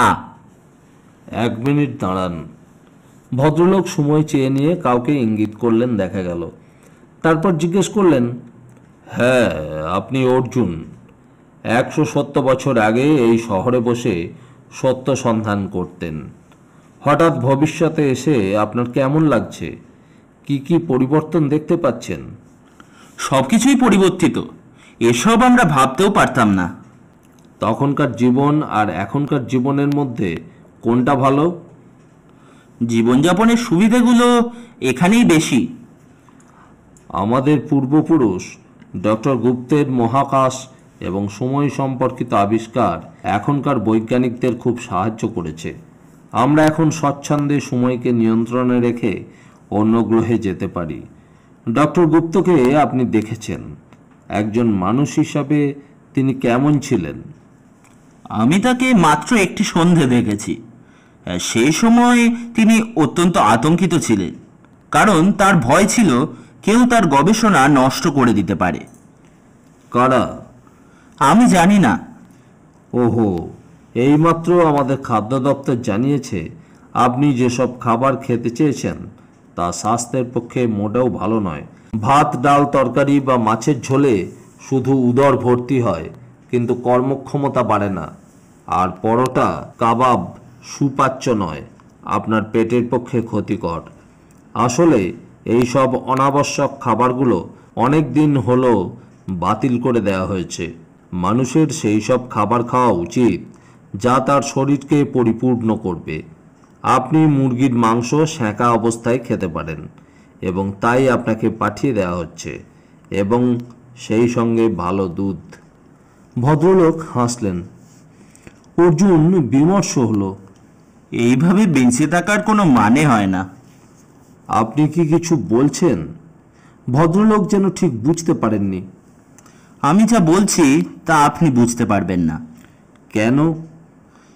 যে পায়েস, মালপোয়া বা গোকুল পিঠে খায়নি, সে শীতকালের খাবার কত ভালো হতে পারে জানবে কি করে? ভদ্রলোক গম্ভীর হলেন। হ্যাঁ, এবার আপনার সঙ্গে একটি পরিবারের পরিচয় করিয়ে দেব। সারা দুপুর সন্ধান কাজ চালিয়ে এদের আমরা আবিষ্কার করেছি। চেয়ে দেখুন, একেবারে বাঁ দিকে যিনি বসে আছেন তার নাম মধুসূদন। মধুসূদনের পাশে তাঁর স্ত্রী লাবণ্য। লাবণ্যের পাশে ওদের ছেলে ক্ষেমঙ্কর এবং পুত্রবধূ মালিনী। অর্জুন দেখল পরিবারের 4 জনই অদ্ভুত চোখে তাকিয়েছিল। এবার নমস্কার করল। তথ্য দপ্তরের ভদ্রলোক বললেন, এই পরিবার আপনার উত্তরপুরুষ। আপনার রক্ত এদের দুজনের শরীরে বর্তমান। অর্জুন হতভম্ব। বৃদ্ধ, যার নাম মধুসূদন, বেশ উত্তেজিত এখন। আপনি আপনি আমার প্রপিতামহের প্রপিতামহ। এভাবে আপনার দর্শন পাবো আমি স্বপ্নেও কল্পনা করতে পারিনি। আপনি আপনি আমার উত্তরপুরুষ? কথা খুঁজে পাচ্ছিল না অর্জুন। আগে হ্যাঁ, দয়া করে আমাকে আপনি বলবেন না, আমি কত ছোট। কিন্তু কি করে নিশ্চিন্ত হলেন? মানে আমার প্রপিতামহের ডায়েরি আমার কাছে আছে। তাতে তিনি তার 8 জন পূর্বপুরুষের নাম লিখে গিয়েছেন। তার পিতা, পিতামহ, প্রপিতামহের সম্পর্কে বিশদে লেখা আছে। আপনি সত্য সন্ধানী ছিলেন, দেশ বিদেশে বিখ্যাত হয়েছিলেন। আপনার 2 পুত্র সন্তান, একজন সন্ন্যাসী হয়ে যান, দ্বিতীয় জনের বংশধর আমরা। আপনার যখন 50 বছর বয়স তখন পথ দুর্ঘটনায় মৃত্যু হয়। এসব আমি জানি, গল্প পড়ার কৌতূহলে পড়েছি, কিন্তু আপনাকে চোখে দেখতে পাওয়ার সৌভাগ্য হবে আমরা তা ভাবিনি। এই হলো আমার পুত্র ক্ষেমঙ্কর, ওকে একটু আশীর্বাদ করুন। বৃদ্ধ মধুসূদন হাত বাড়িয়ে নিজের ছেলেকে দেখিয়ে দিতে সে আশীর্বাদ নেওয়ার ভঙ্গিতে মাথা নিচু করল। অর্জুনের অবস্থা তখন অবর্ণনীয়। যে বংশধরদের মানুষ কখনোই দেখে না, তাদের সামনে অনেক কম বয়স্ক শরীর নিয়ে সে বসে আছে। অর্জুন জিজ্ঞেস করল, আপনার নাম মধুসূদন, কিন্তু ওর ক্ষেমঙ্কর কেন? আসলে রবীন্দ্রনাথের চরিত্রাবলী থেকে নামকরণ করাই এখন নিয়ম। কিন্তু ক্ষেমঙ্করের স্ত্রী তো মালিনী ছিলেন না। এবার সুন্দরী মহিলা, যার নাম মালিনী, জবাব দিলেন, না, ছিলেন না, কিন্তু রবীন্দ্রনাথ লিখে গেছেন মালিনী ক্ষেমঙ্করকেই ভালোবাসত। নাটকটি দেখেছে অর্জুন, কিন্তু এমন কিছু ছিল কিনা মনে পড়ল না। তাকে অবাক হয়ে তাকাতে দেখে মালিনী বললেন, একেবারে শেষে মালিনী বলেছে, মহারাজ ক্ষম ক্ষেমঙ্করে। আর তারপরেই রবীন্দ্রনাথ লিখেছেন পতন এবং মূর্ছা। ওটা হয়েছিল ভালোবাসার কারণেই।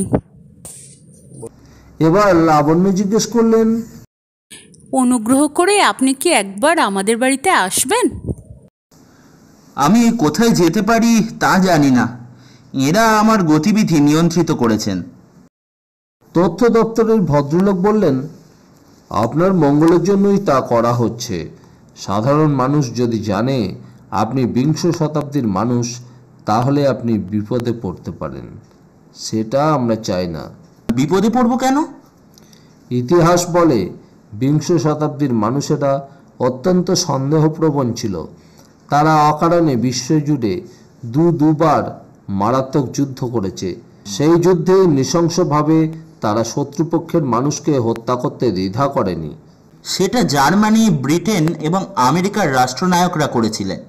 সাধারণ মানুষ কখনোই সেটাকে মেনে নিতে পারেনি। দেখুন, আপনাদের ইতিহাসে সবসময় রাষ্ট্রনায়কদের কথায় লেখা থাকতো, সাধারণ মানুষকে অবহেলা করা হতো। যা হোক, আপনাকে অনেকক্ষণ ধরে কথা বলতে হলো, এবার আপনি বিশ্রাম করুন। চট করে আলো নিভে গেল। অর্জুন সুইচ অফ করতেই ঘরের দরজা খুলে গেল। দুজন মানুষ একটা ট্রলিতে করে খাবারের ডিশ, গ্লাস নিয়ে ঘরে ঢুকলো। কোনো কথা না বলে তারা আবার বেরিয়ে গেল। অর্জুন দেখলো 1 প্লেট রোস্টেড মুরগি আর 1 গ্লাস দুধ রয়েছে ট্রলির ওপরে। মুরগির মাংসের পরিমাণ প্রচুর। একটুও সময় নষ্ট না করে সে খাবারে মন দিল। নরম মাংস, কিন্তু লবণের পরিমাণ খুবই কম। এরা নুনও কম খায় বোধহয়। পেট ভরে না যাওয়া পর্যন্ত খেয়ে গেল সে। তারপর বিছানায় শরীর এলিয়ে দিল। যেখানে যাই হোক, এখন তার শরীর একটু ঘুম চাইছে, অথচ ঘুম এলো না। ওর খুব অস্বস্তি হচ্ছিল। লোকে নাতি কিংবা পুতির মুখ দেখে, ও দেখলো কয়েক প্রজন্মের পরের মানুষগুলোকে। দেখে অবাক হয়েছিল, কিন্তু কোনো রকম টান যা স্নেহ ভালোবাসা থেকে তৈরি হয় তা মনে আসেনি। ওদের কেমন বানানো সাজানো মানুষ বলে মনে হচ্ছে এখন। এরা তাকে নিয়ে ঠিক কী করতে চায় ভেবে পাচ্ছিল না। কিন্তু আর নয়, এবার তার ফিরে যাওয়ার চেষ্টা করা দরকার। সে এখন ঠিক কোথায় আছে তা জানা নেই। হাইওয়ের পাশে জঙ্গলের মধ্যে ডক্টর গুপ্তের মেশিনটাকে সে লুকিয়ে রেখে এসেছে। ওই মেশিনটার সাহায্য ছাড়া তার পক্ষে ফেরা অসম্ভব। যেমন করেই হোক মেশিনটার কাছে সবার অলক্ষ্যে তাকে পৌঁছাতেই হবে। অর্জুন উঠে বসল। তাকে একই সঙ্গে উত্তেজিত এবং চিন্তিত দেখাচ্ছিল। কি করে সেই জায়গাটায় যাওয়া যায়? বলাকা যখন তাকে গাড়িতে নিয়ে হাইওয়ে ধরে যাচ্ছিল, তখন তো কোনো জঙ্গল চোখে পড়েনি। অথচ সেই জঙ্গল থেকে হাঁটা শুরু করেই সে বলাকাদের বাড়িতে পৌঁছেছিল। অতএব সেই নির্দিষ্ট হাইওয়েতে যেতে হলে বলাকাদের বাড়ির দিকে যেতে হবে। অর্জুনের মনে পড়ল, দুপুরের পর থেকে বলাকার দেখা সে পাচ্ছে না। কিন্তু কি করে সেই জায়গায় যাওয়া সম্ভব হবে? প্রথম কথা, তাকে একটা ঘরে বন্দি করে রাখা হয়েছে। দ্বিতীয়ত, এই বাড়ির অন্য দরজাগুলোয় নিশ্চয়ই ভালো পাহারা আছে। এখানে কোনো ট্রাম বাস চোখে পড়েনি। হয়তো পাতাল রেল সেই জায়গাটার কাছাকাছি যায়, কিন্তু কিভাবে যেতে হয় তা সে জানে না। খুবই অসহায় হয়ে পড়ল অর্জুন। ঘুমিয়ে পড়েছিল অর্জুন। সেটা কতক্ষণ তা বোঝার উপায় নেই, কারণ সে আবিষ্কার করল ঘড়ির কাঁটা অনেকক্ষণ বন্ধ হয়ে আছে। কি করে একটা অটোমেটিক ঘড়ি হাতে পড়ে থেকেও বন্ধ হয়ে যায় কে জানে। অর্জুনের বাথরুমে যাওয়ার প্রয়োজন হচ্ছিল।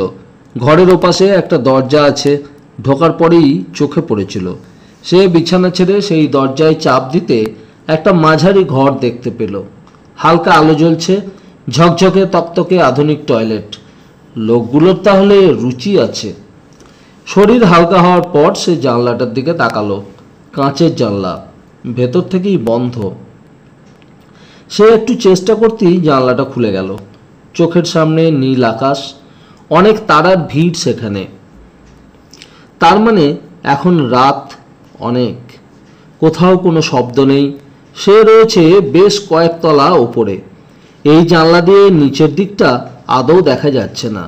জানলার গরাদ ভেঙে পালাবার চেষ্টা করেও কোনো লাভ নেই। অত ওপর থেকে পড়লে আর দেখতে হবে না।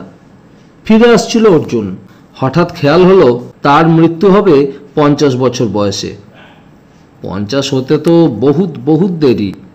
অতএব ওই জানলা দিয়ে বেরোতে গিয়ে পড়ে গেলেও তার বেঁচে থাকার কথা, কিন্তু মরবে না এ কথা বলা হয়েছে। হাত পা ভেঙে জবুথবু হয়ে বেঁচে থাকবে না এমন কথা তো ওরা বলেনি। তবু মারা যাবে না যখন, তখন একবার চেষ্টা করা উচিত। অর্জুন টয়লেটে ঢুকে দরজা ভেজিয়ে দিয়ে জানলার গড়াদে হাত দিল। অসম্ভব। সমস্ত জানলাটাই ইস্পাতের মোটা জালে মোড়া। তার একার চেষ্টায় সামান্য নড়ানোও সম্ভব নয়। অর্জুন ফিরে এসে ঘরে একটা পাক খেলো। তারপর সদর দরজায় ধাক্কা মারল। তৃতীয়বারের পর সেই দরজাটা খুলল। যে লোকটি দাঁড়িয়ে আছে সে রক্ষী ছাড়া আর কেউ নয়। অর্জুন তাকে জিজ্ঞেস করলো, আমাকে এখানে কতক্ষণ বন্দি থাকতে হবে? রক্ষী গম্ভীর গলায় জবাব দিল, ওসব বিষয় আমার জানার কথা নয়। আপনি আগামীকাল সকাল 7টা পর্যন্ত অপেক্ষা করুন। এখন কটা বাজে? রাত্রি 3য় প্রহর সবে শেষ হলো। কথাটা বলেই রক্ষী দরজা বন্ধ করে দিল। ঠোঁট কামড়ে বিছানার দিকে এগিয়ে যেতে যেতে মনে মনে প্রহরের হিসাব করছিল অর্জুন। তুলসীদাসের গান আছে, প্রথম প্রহরে সবাই জাগে, দ্বিতীয় প্রহরে ভোগী, তৃতীয় প্রহরে তস্কর জাগে, চতুর্থ প্রহরে যোগী। তার মানে 3 ঘন্টায় 1 প্রহর হলে তৃতীয় প্রহর শেষ হচ্ছে 9 ঘন্টায়।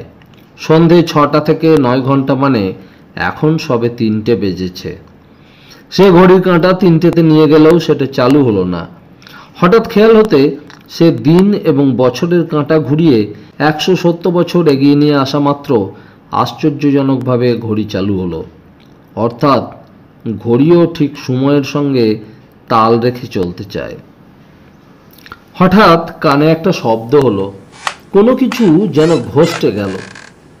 অর্জুন চারপাশে তাকালো। সবই তো স্বাভাবিক। সে বাথরুমের দরজায় এসে দাঁড়াতেই দেখতে পেল গড়াদের ইস্পাত অদ্ভুতভাবে বেঁকে গিয়েছে। একটু আগেও ওরকম ছিল না। এখন অন্তত 1 ফুট ফাঁক হয়ে গিয়েছে। কিভাবে হলো? অর্জুন এগিয়ে গিয়ে জায়গাটা পরীক্ষা করলো। এখনই কেউ এমন কর্ম করেছে, কিন্তু করলোটাকে? এমন সময় তার কানে মৃদু স্বরে একটা ডাক পৌঁছালো, খুব মৃদু।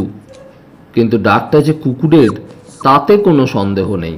এখানে আসার পর সে কোনো জীবজন্তু দেখতে পেয়েছে কিনা খেয়াল করতে পারল না। এত ওপরে কুকুরের ডাক! ওরা কি তার ওপর নজর রাখার জন্য কুকুর রেখেছে?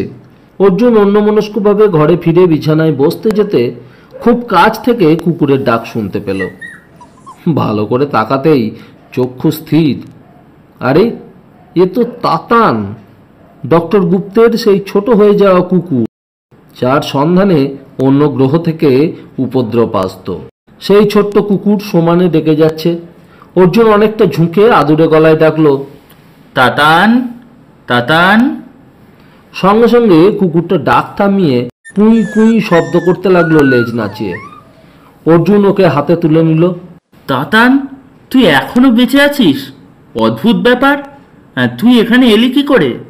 তাতান পেছনের 2 পায়ে ভর দিয়ে সামনের পা দুটো তুলে লাফাবার চেষ্টা করলো।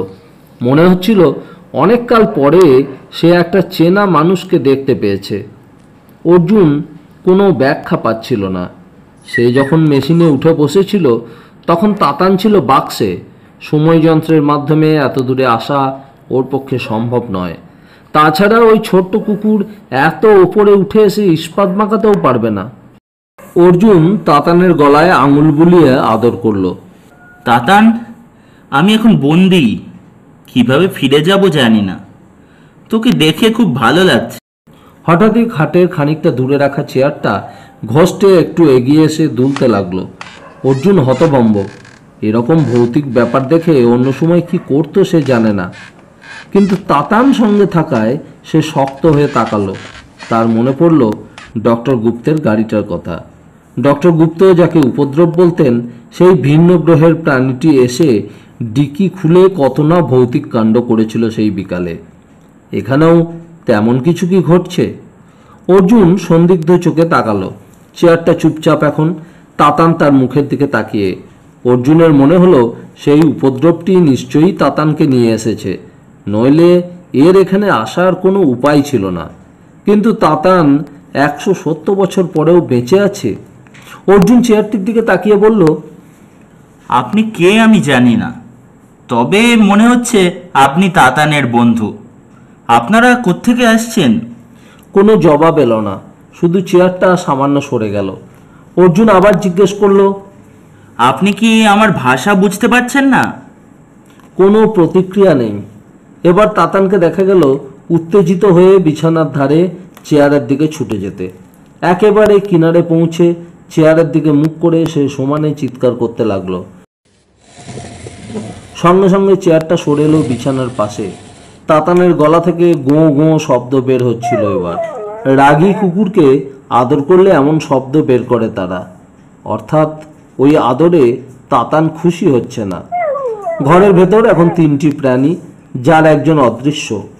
অর্জুন ঝুঁকে তাতানের গায়ে হাত রাখতেই মনে হলো কিছু যেন চট করে সরে গেল হাতের তলা থেকে। অদ্ভুত অস্বস্তিকর অনুভূতি হলো সেই মুহূর্তে। অর্জুন তাতানকে কোলে তুলে নিল। তাতান, তোমার বন্ধুকে বলো আমি খুব বিপদে পড়েছি, আমি সাহায্য চাই। কুকুরের কাছে প্রশ্নের জবাব চায়নি অর্জুন। যার কাছে চেয়েছিল সে রইল চুপচাপ। অর্জুন মরিয়া হলো। যদি আমাকে সাহায্য করতে ইচ্ছা থাকে তাহলে এই চেয়ারটাকে খাটের নিচের দিকে সরিয়ে দেওয়া হোক। প্রায় 10 সেকেন্ড কিছুই হলো না। তারপর সবিস্ময়ে অর্জুন দেখল চেয়ারটা সরে গেল খাটের এক পাশে। আর তারপরই বাথরুমের জানলায় মটমট করে শব্দ হতে লাগলো। শব্দ থেমে যাওয়ার পর অর্জুন এগিয়ে গেল তাতানকে খাটের ওপর রেখে বাথরুমের ভেতর। গিয়ে সে দেখল জানলার অনেকটাই ফাঁকা হয়ে গিয়েছে। এখন সে স্বচ্ছন্দে জানলা দিয়ে বাইরে বেরোতে পারে। অর্জুন ঘরের দরজায় ফিরে অবাক। তাতান নেই, কিন্তু তার ডাকটা কানে আসছে জানলার দিক থেকে, অর্থাৎ তাতানকে আড়ালে নিয়ে তার জন্য অপেক্ষা করছে উপদ্রবটি। অর্জুনের মনে হলো এই মুহূর্তে আর ভিন্ন গ্রহের অধিবাসীকে উপদ্রব বলাটা ঠিক হবে না। সে 2 হাতে ভর রেখে জানলায় উঠে শরীরটাকে গড়াদের বাইরে নিয়ে এলো। অনেক নিচে রাত্রের রাজপথ, সেখানে কোনো মানুষ অথবা যানবাহন দেখা যাচ্ছে না। সেদিকে তাকিয়ে মাথা ঘুরে যাওয়ার উপক্রম হলো। এত উপর থেকে নিচে নামবে কি করে? অর্জুন পাশের দেয়ালগুলো দেখল, না, জলের পাইপ বা ওই জাতীয় কোনো বস্তু নেই যা বেয়ে নিচে নামা যায়। কার্নিশে দাঁড়িয়ে 7-5 ভাবছে যখন, তখনই একটা বড় ধাক্কা খেলো সে। ধাক্কা এমন আচমকা ছিল যে তার পদস্খলন হলো এবং প্রায় ডিগবাজি খেয়ে শূন্যে হু হু করে নামতে লাগলো। অর্জুন বাঁচার জন্য মরিয়া হলো। কোনো রকমে মাথাটাকে উপরে নিয়ে যেতে পারলো সে, কিন্তু যে গতিতে সে নামছে তাতে হাড়গোড় গুড়িয়ে যেতে বিন্দুমাত্র সময় লাগবে না। মাটির কাছাকাছি যখন পৌঁছে গেছে তখন 2 কাঁধ এবং কোমরে মধ্যাকর্ষণের বিপরীতে একটা টান অনুভব করলো সে। শরীরে প্রবল ঝাঁকুনি লাগলো, কিন্তু নিজের শরীরটাকে ধীরে ধীরে ফুটপাতে নেমে আসতে দেখল সে। প্রায় 30 সেকেন্ড সে পাথরের মতো দাঁড়িয়ে রইল। তার কোমর কাঁধ টনটন করছে। অত ওপর থেকে পড়ার পরেও বেঁচে থাকার বিষয়টা সেই সঙ্গে প্রবল। সে এখন বুঝে গিয়েছে ডক্টর গুপ্তের সেই উপদ্রবটা এবার তাকে বাঁচালো, কিন্তু তারা ধারে কাছে নেই, বা থাকলেও সে দেখতে পাচ্ছে না। অর্জুন ভেবেছিল পা বাড়ালেই পড়ে যাবে, কিন্তু পড়ল না। এক পা করে সে ফুটপাতের ধারে এসে দাঁড়ালো। পিছনের ঘরবাড়িগুলো এখন অন্ধকার, দরজা বন্ধ। এখান থেকে কিভাবে হাইওয়ের ধারের জঙ্গলে পৌঁছানো যায়? সে হাঁটা শুরু করলো। কোথায় যাচ্ছে, রাস্তাঘাট কি তা সে জানে না। হঠাৎ চোখে পড়ল একটা চিহ্ন, তার নিচে লেখা পাতাল রেল, পাশ দিয়ে নিচে নামার সিঁড়ি। সেখানে পা দিয়ে ও জলপাইগুড়ির ম্যাপ দেখতে পেল। একটু খুঁটিয়ে দেখে সে স্টেডিয়ামটাকে চিনতে পারল। ওইখানে বলাকার তাকে নিয়ে গিয়েছিল। বলাকার বাড়ি থেকে বেরিয়ে স্টেডিয়ামে যাওয়ার সময় সুস্বাগতম লেখা দেখতে পেয়েছিল। তার মানে বলাকার বাড়ি শহরের বাইরে, স্টেডিয়ামের বিপরীত দিকে। অনেকক্ষণ দেখার পর আন্দাজে মনে হলো জায়গাটাকে সে চিনতে পারছে। বলাকাদের বাড়ি ছাড়িয়ে যে হাইওয়ে গিয়েছে সেইখানে তাকে যেতে হবে। মূল শহরের ম্যাপের পাশে পাতাল রেলের ম্যাপ। অর্জুন দেখল সেদিকটায় পাতাল রেলের একটা লাইন শেষ হয়েছে। লাইনের নাম মুক্তধারা। এদের পাতাল রেলের বিভিন্ন লাইনের নামকরণ হয়েছে কবিগুরুর নাটক থেকে। কিন্তু পাতাল রেলে চড়তে গেলে টিকিট লাগবে। অভিজ্ঞতা আছে তার। টিকিট যন্ত্রের ভেতর না ঢোকালে দরজা খোলে না। টিকিট কেনার পয়সা তার নেই। 170 বছর আগেকার নোট যে এখন বাতিল হয়ে গেছে। এ ব্যাপারে কারো সঙ্গে কথা বলাও বিপদ। মুহূর্তেই কর্তৃপক্ষ তার অস্তিত্ব জেনে যাবে। এখন কি পাতাল রেল চলছে? অর্জুন ইতস্তত করছিল। এমন সময় একটা লোককে অন্ধকার ফুঁড়ে এগিয়ে আসতে দেখা গেল। লোকটার রকম সকম খুব চেনা। হিন্দি সিনেমার যে গুন্ডাদের দেখা যায় এর ভাবভঙ্গি তাদের মতো। লোকটা ঠিক তার সামনে এসে দাঁড়ালো। বাঁচতে চাও তো পকেটে যা আছে দিয়ে দাও। অর্জুন এমন অবাক যে না বলে পারল না। এখানে এখনো গুন্ডামি হয়? আবার বাজে কথা, দাও। রীতিমতো ধমকে উঠল লোকটি। অর্জুন বিনা বাক্যব্যয়ে পকেটে সব টাকা লোকটার হাতে দিয়ে দিল। আধা অন্ধকারে লোকটা বলল, লোক কি হবে যাবে দিচ্ছ?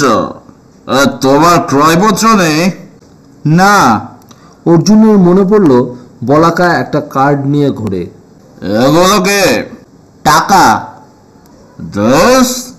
লোকটা খুব বিরক্ত হয়ে টাকাগুলো ফেরত দিয়ে বলল, কমালটাই খারাপ। তা ক্রয়পত্র সঙ্গে না নিয়ে বেরিয়েছ, পাতাল রেলে চড়বে কি করে বুদ্ধুরাম? সেই কথাই ভাবছি। বুঝেছি, তুমি আমারই মতো স্বীকার করছো। নাম কি? অর্জুন। আমি রঘুপতি। তোমার দলে কেউ আছে? না, আমি একা। আমিও এখনো ধরা পড়িনি। তুমি পড়েছ? না। বেশ ভালো হলো। কোথায় যাবে শুনি? মুক্তধারার শেষ প্রান্তে। আরে ওইখানেই তো আমার বাড়ি। তোমাকে আগে দেখিনি কেন? চলো, আজ রাত্রে আর কিছু হবে না। তবে ক্রয়পত্র সঙ্গে না নিয়ে এলে কি করে? লোকটা হাঁটতে হাঁটতে প্রশ্ন করল। এসে গেলাম। অর্জুন সমানে তাল দিচ্ছিল। উচিত হয়নি। পাতাল রেলকে ঠকানো উচিত নয়। এবার আমি তোমার প্রবেশপত্র কিনে দিচ্ছি। লোকটা এগিয়ে গেল একটা মেশিনের দিকে। ওরা তখন পাতাল রেলের মূল দ্বারে পৌঁছে গিয়েছে। অর্জুন দেখলো মেশিনে কার্ড পাঞ্চ করে লোকটা দুটো টিকিট বের করে নিল। সেই টিকিট গেটের গর্তে ঢুকিয়ে ওরা প্ল্যাটফর্মে চলে এলো। এখন প্রায় ভোর 5টা।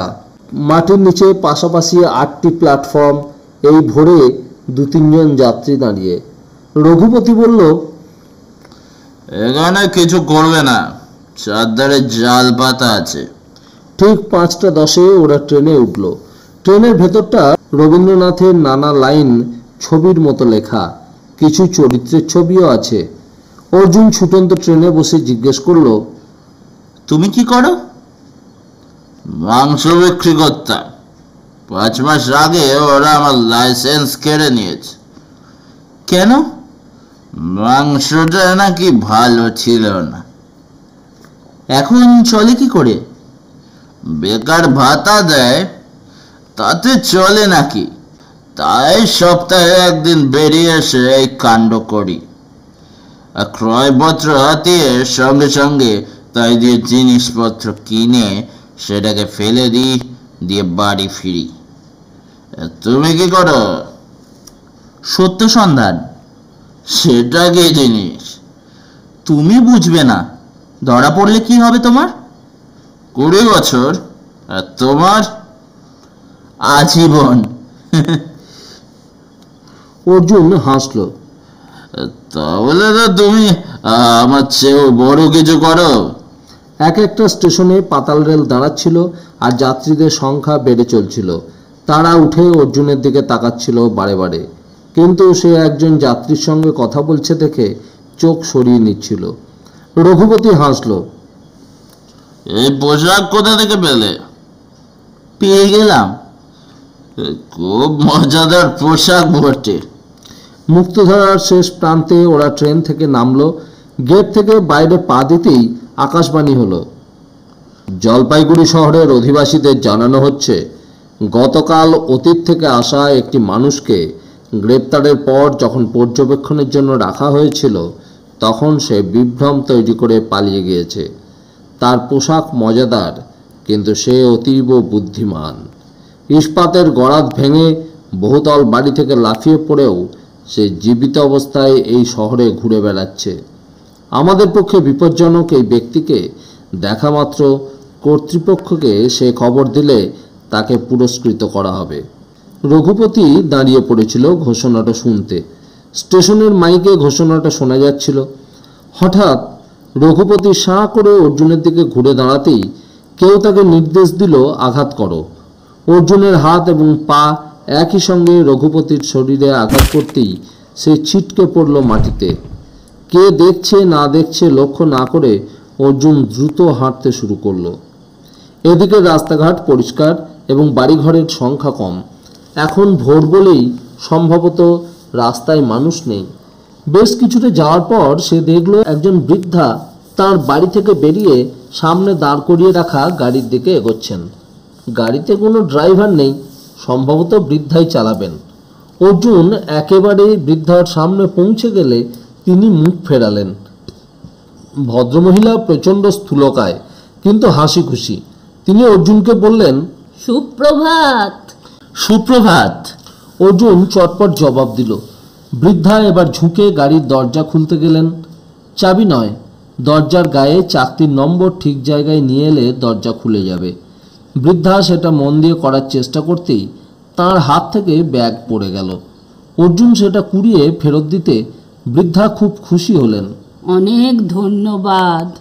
আজকাল করে চোখের ডাক্তারের কাছে আর যাওয়া হচ্ছে না। আপনি খুব ভালো মানুষ। বাতের ব্যথার জন্য ঝুঁকে কিছু কুড়োতে আমার খুব কষ্ট হয়। অর্জুন বলল, আমাকে আপনি বলবেন না, আমি অনেক ছোট। বাহ, এরকম কথা তো এখনকার যুবকদের মুখে শুনি না। বৃদ্ধা গাড়িতে উঠে স্টিয়ারিংয়ে বসলেন। তুমি এইদিকে থাকো? না, হাইওয়ের ওপাশে থাকি। হাইওয়ের ওপাশে? সে তো অনেক দূর। এলে কি করে? আমার এক বন্ধুর গাড়িতে। এখন ফিরবো কি করে সেটাই ভাবছি। আহা, এসো এসো। আমার যদিও এত দূরে যাওয়ার কথা ছিল না, তবু চলো, তোমাকে খানিকটা এগিয়ে দিচ্ছি। কি নাম তোমার? তাড়াতাড়ি গাড়িতে উঠে বসে সে জবাব দিল, অর্জুন। চমৎকার নাম। আমার মেয়ের নাম চিত্রাঙ্গদা। বৃদ্ধা গাড়ি চালাতে আরম্ভ করলেন। অর্জুন লক্ষ্য করল এই গাড়িটা বলাকার গাড়ির মতনই, তবে ড্যাশবোর্ডে সেই টিভির পর্দাটা নেই। শান্ত সকালে গাড়ি ধীরে ধীরে শহর থেকে বেরিয়ে আসছিল। অর্জুনের চোখ পড়ল রাস্তার মোড়ে মোড়ে সাদা ইউনিফর্ম পরা পুলিশরা দাঁড়িয়ে। বৃদ্ধাও সেটা দেখলেন। নিজের মনেই বললেন, হঠাৎ এত রক্ষী কেন? আমার বাপু ওদের ভালো লাগে না। অর্জুন সিঁটিয়েছিল। তার মনে হচ্ছিল এত পুলিশ রাস্তায় শুধু তাকেই খুঁজে বের করার জন্য। হঠাৎ একটা বাড়ির সামনে গাড়ি দাঁড় করালেন বৃদ্ধা। বাড়িটার মাথার ওপর লেখা রয়েছে উপাসনা মন্দির। বৃদ্ধা জিজ্ঞেস করলেন, আমি কিছুক্ষণ মন্দিরে থাকবো, তুমি কি আমার সঙ্গে যেতে চাও? হ্যাঁ বললে বৃদ্ধা খুশি হতেন, কিন্তু আশেপাশে গাড়ির সংখ্যা দেখে অর্জুন বুঝল মন্দিরে ভালো ভিড় হবে। ইতিমধ্যে ঘোষণা শুনে ফেলা কোনো লোক তাকে দেখে সন্দেহ করলেও দফা রফা হয়ে গেল। সে হাসল। আমি না হয় এখানেই অপেক্ষা করি। বেশ বেশ। বৃদ্ধা নেমে গেলেন। থপ থপ করে এগিয়ে গেলেন দরজার দিকে, হাতে ব্যাগ নিয়ে। অর্থাৎ ব্যাগটির ব্যাপারে তিনি বেশ সতর্ক। অর্জুন গাড়িতে বসেছিল চুপচাপ। তারপর কি মনে হতে গাড়ির ড্যাশবোর্ড খুঁটিয়ে দেখতে লাগলো। এইটা ইঞ্জিন চালু বা বন্ধ করার সুইচ। বৃদ্ধা এইটে নিচে নামিয়ে ইঞ্জিন বন্ধ করেছিলেন। এইটা কি? পাশে কিছু লেখা নেই, গোটা আটেক নানা ধরনের সুইচ সে টিপতে লাগলো ইঞ্জিন চালু করার সুইচটাকে বাদ রেখে। হঠাৎ রেডিও বেজে উঠল। গান হচ্ছে, ও আমার সোনার বাংলা, আমি তোমায় ভালোবাসি। আমার সোনার বাংলা, আমি তোমায় ভালোবাসি। বাহ, চমৎকার। অর্জুনের মনে হলো রবীন্দ্রনাথের মৃত্যুর 50 বছর পরে যারা উদ্বিগ্ন হয়েছিলেন কপিরাইট আইনের সময় শেষ হওয়ায় তার গান নিয়ে যাচ্ছে তাই কাণ্ড হবে, তাদের এখানে এসে শোনা উচিত। মৃত্যুর 170 যোগ 50 বছর পরেও কি সততার সঙ্গেই না গাওয়া হচ্ছে। গান শেষ হতেই ঘোষক বললেন, সতর্কীকরণ, আজ ভোরবেলায় জাতির পক্ষে অত্যন্ত বিপজ্জনক এক ব্যক্তি আমাদের সুরক্ষা দপ্তরের জানলা ভেঙে পালিয়ে গিয়েছে। লোকটির পোশাক 20 শতাব্দীর মানুষের মতো, ধূমপান করে এবং নিজের নাম অর্জুন বলে পরিচয় দেয়। লোকটি একাকী না তা জানা নেই, তবে যেভাবে সে নিখোঁজ হয়েছে তাতে বোঝা যায় তার সঙ্গী থাকতে বাধ্য। যে কেউ এই লোকটির সন্ধান পাবেন তাকেই কাল বিলম্ব না করে কর্তৃপক্ষের সঙ্গে যোগাযোগ করতে অনুরোধ করা হচ্ছে। অর্জুনের সিদ্ধারা কনকন করে উঠল। ওরা এখন তাকে খুঁজে বের করতে নিশ্চয়ই মরিয়া হয়ে উঠেছে। উপাসনা মন্দিরে যদি ওই ঘোষণা শোনা যায় তাহলে বৃদ্ধা এতক্ষণে। সে রেডিওর সুইচ অফ করলো, তারপর জায়গা পরিবর্তন করে স্টিয়ারিংয়ের সামনে বসলো। স্টিয়ারিং বলতে একটা গোল চাকতি, ক্লাচ নেই, গিয়ার নেই, শুধু অ্যাক্সেলারেটর আর ব্রেক। সে ইঞ্জিন চালু করে অ্যাক্সেলারেটরে চাপ দিতেই গাড়ি চলতে শুরু করলো। প্রথমে হাত কাঁপছিল, কিন্তু মোটর বাইক চালানোর অভ্যাস থাকায় গাড়ির চলাকে আয়ত্ত করতে অসুবিধা হলো না। এমন মজার ড্রাইভিং যদি 20 শতাব্দীতে জলপাইগুড়ির মানুষ করতে পারত। প্রথম মোড় এগিয়ে গেল। দুজন পুলিশ তার দিকে অলস চোখে তাকিয়ে আছে। দম বন্ধ করে অর্জুন মোড়টা পার হতেই বাহির পথ লেখা বোর্ড দেখতে পেল। সে দ্রুত গাড়ি সেই পথে নিয়ে যেতে যেতে গতি সামলালো। সামনে এখন প্রচুর গাড়ি। এভাবে চালিয়ে অ্যাক্সিডেন্ট করে কোনো লাভ নেই। এই জীবনের জন্য এখানেই থেকে যেতে হবে। ধীরে ধীরে সে অন্য গাড়িদের অনুসরণ করে হাইওয়েতে উঠে এলো। ওঠার পরেই মনে হলো সে জানে না কোন দিকে যেতে হবে, ডান না বাম। বামে যেতে হলে ফ্লাইওভারে উঠে ওপাশে গিয়ে গাড়ির স্রোতে মিশতে হবে। অর্জুন অনুমান করলো তাকে ডান দিকেই যেতে হবে, কারণ সে শহর থেকে বেরিয়ে এসেছে। হাইওয়েতে যে গতিতে গাড়ি যাচ্ছে আনাড়ি হাতে তার সঙ্গে তাল রাখা মুশকিল। দুবার দুটো গাড়ির ধাক্কা লাগতে লাগতে বেঁচে গেছে। লেন ঠিক রাখা মুশকিল হয়ে পড়ছে, তবু স্পিড বাড়াতে দ্বিধা করছে না অর্জুন। হঠাৎ চোখে পড়ল মাথার ওপর সাইনবোর্ড, বিদায় অতিথি, জলপাইগুড়ির স্মৃতি সুখকর হোক। সাইনবোর্ডটার তলা দিয়ে বেরিয়ে এসে সে দেখল এপাশে সুস্বাগতম লেখা। আহ, সে ঠিক পথেই যাচ্ছে। বলাকা তাকে এই পথেই নিয়ে গিয়েছিল। হঠাৎ পিছন থেকে বিপ বিপ শব্দ ভেসে এলো।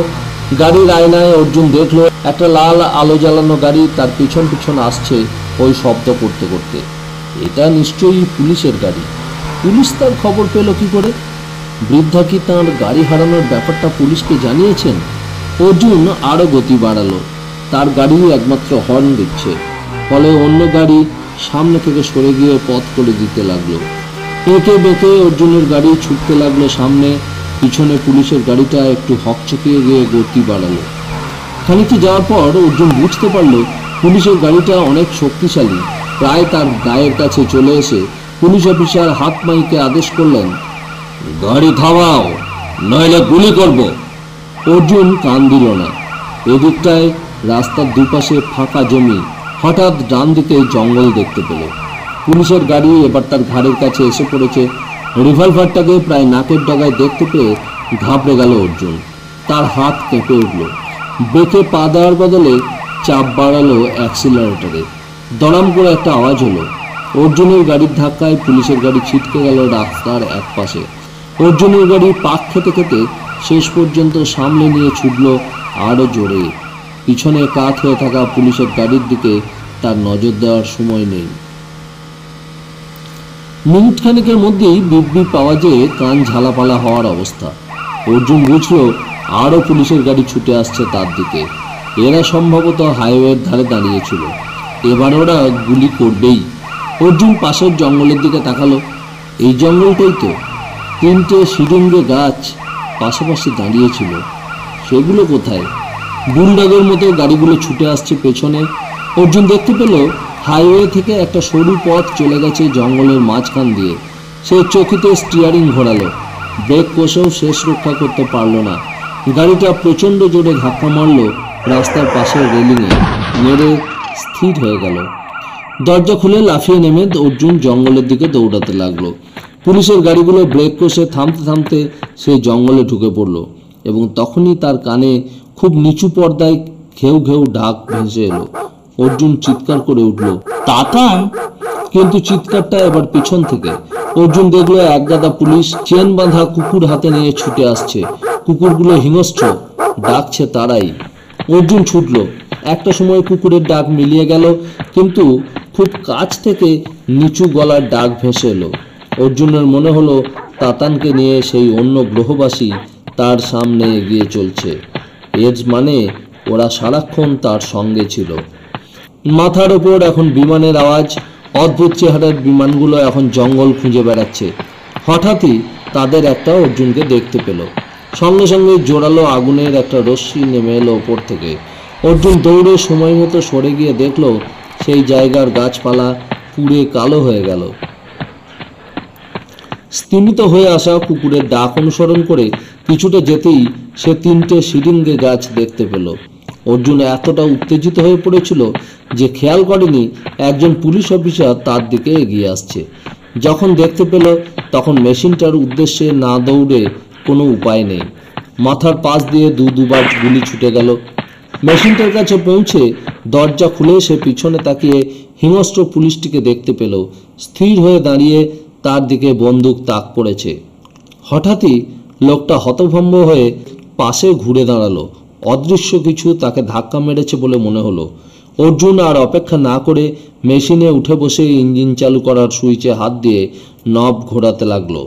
170 বছর পিছিয়ে যেতে হবে তাকে। প্রচণ্ড একটা ঝাঁকুনিতে শরীরের হাড়গোড় ভেঙে যাওয়ার মতো অবস্থা।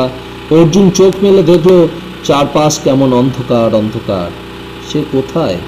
প্রথমে ঠাউর করতে পারল না। শরীর একটু স্থির হতে সে মেশিন থেকে নামার চেষ্টা করলো। কয়েক সেকেন্ড বাদে সে বুঝতে পারল এটা ডক্টর গুপ্তের গবেষণাগার। কোনো পুলিশ অফিসার সামনে নেই বন্দুক উঁচিয়ে। অর্জুন ধীরে ধীরে দরজার কাছে এগোলো। না, বিদ্যুতের ছোঁয়া নেই ওখানে। দরজা ঠেলল সে। ধীরে ধীরে খুলে গেল সেটা। সেই সিঁড়ি এখন অন্ধকারে ঢাকা। নিচের ঘরে একটা হ্যাচাক চলছে। কিছু লোক কথাবার্তা বলছে। অর্জুন হ্যাচাকের আলো লক্ষ্য করে নিচে নেমে আসতেই একজন চিৎকার করে উঠল, কে কে ওখানে? অর্জুন দেখল খাকি পোশাক পরা এক পুলিশ অফিসার। ভদ্রলোক একা নন, সঙ্গে আরো 3জন সেপাই আছেন। 4জনই উঠে এসেছেন অর্জুনের সামনে। প্রত্যেকের চোখে মুখে বিস্ময়। অর্জুন বলল, আমি অর্জুন। ডক্টর গুপ্ত আমাকে এখানে নিয়ে এসেছিলেন। অফিসারটির চোখ ছোট হলো। কখন নিয়ে এসেছিলেন? সন্ধেবেলায়। ঠিক সন্ধে হয়নি তখনও। আপনি ওপরে ছিলেন সেই থেকে? হ্যাঁ। মিথ্যে কথা বলার জায়গা পাননি? আমরা তন্ন তন্ন করে খুঁজেছি, ওপরের ঘরে কেউ ছিল না। এই, একে অ্যারেস্ট করো। অফিসার হুকুম করলেন। এর কিছুক্ষণ বাদে গভীর রাত্রে অর্জুন শিলিগুড়ির থানায় বসেছিল। দারোগাবাবু বাইরে গিয়েছেন কাজে, তিনি না ফেরা পর্যন্ত কেউ তার কথা শুনবে না। অর্জুন হতাশ হয়ে পড়ছিল। 170 বছর আগে গিয়ে তাকে পুলিশের হাতে পড়তে হয়েছিল। প্রাণ নিয়ে ফিরে এসেও সেই একই অবস্থা। দারোগাবাবু এলেন রাত 2টোর সময়। রিপোর্ট নিশ্চয়ই আগেই পেয়েছিলেন। ঘরে ঢুকে বললেন, কে তুমি? এই বাংলোয় কোন মতলবে ঢুকেছিলে? অর্জুন বলল, আপনারা খুব ভুল করছেন। আমি একজন সত্য সন্ধানী। আমার নাম অর্জুন, জলপাইগুড়ি শহরে থাকি। ডক্টর গুপ্তই আমাকে ওখানে নিয়ে যান। হঠাৎ দারোগাবাবুর মুখ চোখ বদলে গেল। আরে, তাই তো। আপনি এতক্ষণ কোথায় ছিলেন? ডক্টর গুপ্তকে যখন হসপিটালাইজড করা হয় তখনও তিনি আপনার নাম বলছিলেন। উনি কেমন আছেন? খুব খারাপ, বাঁচার কোনো চান্স নেই। হেড ইনজুরি, মৃত্যুর সঙ্গে লড়ছেন। বেঁচে যাবেন, অর্জুন বলল। মানে? কিছু না। আর কি হয়েছে? যারা এসেছিল ডাকাতি করতে তারা নিচের তলায় তছনছ করেছে, ওপরের ঘরে ঢুকতে পারেনি। কিন্তু একটা খবর আমরা ডক্টর গুপ্তকে দিতে পারিনি। ওর যা কন্ডিশন। কি খবর? কারেন্ট অফ করে ওপরের ঘরে ঢুকে আমরা কোনো কুকুরের দেখা পাইনি। আপনিও ছিলেন না। ডাক্তার গুপ্ত কেবলই ততন করছিলেন। দারোগার আবার মনে পড়ল। হ্যাঁ, আপনি কোথায় ছিলেন? ওপরের ঘরে অনেকগুলো যন্ত্র ছিল, তার একটাতে ঢুকে ঘুমিয়ে পড়েছিলাম। অঘরে ঘুমিয়েছি। অর্জুন হাসল। আচ্ছা, হ্যাঁ, যন্ত্রগুলো দেখেছি, কিন্তু কি থেকে কি হয়ে যাবে ভেবে আর খুলে দেখিনি। তাহলে কুকুরটাও তার একটাতে থাকতে পারে। দারোগা চঞ্চল হয়ে উঠলেন। না, নেই। তাতান এখানে নেই। মাথা নাড়ল অর্জুন। দারোগাবাবুই রাত্রে শোয়ার ব্যবস্থা করে দিয়েছিলেন। ঘুম ভাঙার পর হাত ঘড়ির দিকে তাকিয়ে তাজ্জব অর্জুন। ঘড়ি বন্ধ হয়ে গেছে। ঘড়ির তারিখ 170 বছর এগিয়ে। সে কাঁটা ঘুরিয়ে ঘুরিয়ে সময়টাকে সঠিক জায়গায় ফিরিয়ে আনতেই ঘড়ি আবার চালু হলো। প্রায় ঘন্টা 24 সে এই সময়ে ছিল না, কিন্তু কেমন যেন গোলমাল হয়ে যাচ্ছে। সে রওনা হয়েছে এক সকালে, পৌঁছলো রাতের বেলায়। যাওয়ার সময় তো এমন কাণ্ড হয়নি। পৃথিবীর পশ্চিম থেকে পূবে এলে সময় বেড়ে যায়, সেই রকম কিছু। সকালবেলায় দারোগাবাবুর সৌজন্যে পুরি তরকারি আর চা খেতে যে কি আরাম লাগছিল তা কাউকে বোঝাতে পারবে না অর্জুন। আহা, 170 বছর পরের মানুষগুলো এসবের স্বাদ জানবে না। ঠিক 9টা নাগাদ শিলিগুড়ির হাসপাতালে গিয়ে শুনল কলকাতা থেকে বড় বড় চিকিৎসকরা এসেছেন। ডক্টর গুপ্তের মাথায় অপারেশন হবে। অপারেশন থিয়েটারে নিয়ে যাওয়ার সময় সে এক মুহূর্তের জন্য ডক্টরের দেখা পেল। অজ্ঞান হয়ে আছেন। অর্জুন বিড়বিড় করল। পাশে দাঁড়ানো দারোগাবাবু জিজ্ঞেস করলেন, কি বলছেন? অর্জুন বলল, আর কয়েক বছর বাদে উনি নোবেল পুরস্কার পাবেন। তার মানে উনি ভালো হয়ে যাবেন? দারোগা অবাক। অবশ্যই, মাথার এই আঘাতটা ওকে সাহায্য করবে। অর্জুন আর দাঁড়ালো না। হাসপাতালের বাইরে বেরিয়ে এসে রিকশায় উঠল। জলপাইগুড়ি শহরের কদমতলায় রূপমায়া সিনেমার সামনে বাস থেকে নেমে কিন্তু ওর মন খুব খারাপ হয়ে গেল। কি ঘিঞ্জি রাস্তা, রিকশা, গাড়ি, মানুষের ভিড়ে হাঁটা মুশকিল। 170 বছর পরে এই জায়গাটাকে চেনা যাবে না। এখনকার ভালো আর তখনকার ভালোগুলোকে যদি এক করা যেত। হঠাৎ তাতানের কথা মনে পড়ে গেল। তাতানকে সেই রাত্রেই তার ভিন্ন গ্রহের বন্ধু নিয়ে গেছে। নিশ্চয়ই সেই গ্রহে বয়স বাড়ে না, তাই তাতান 170 বছর পরেও একই রকম আছে। ইচ্ছে মতন ঘুরে বেড়াচ্ছে, মাঝে মাঝে বন্ধুর সঙ্গে পৃথিবীতে ঘুরে যায়। ডক্টর গুপ্ত ব্যাপারটা জানতে পারলে খুশি হবেন। অর্জুন নিজের গালে হাত বোলালো। যাহ, এর মধ্যেই খড়খড়ে দাড়ি বেরিয়ে গেছে, ভালোভাবে সেভ করে স্নান করা দরকার। সে বাড়ির দিকে হাঁটতে লাগলো।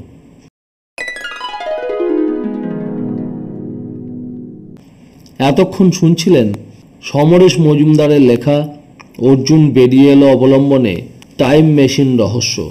গল্পটি যদি আপনাদের ভালো লাগে তাহলে আমাদের চ্যানেলটিকে সাবস্ক্রাইব করে পাশে থাকবেন। আর আপনারা যদি আমাদের পুরনো বন্ধু হন তাহলে আপনাদের অনেক অনেক ধন্যবাদ। সুস্থ থাকবেন, ভালো থাকবেন, আনন্দে থাকবেন আর শুনতে থাকবেন গল্প বাবুর আসর। নমস্কার।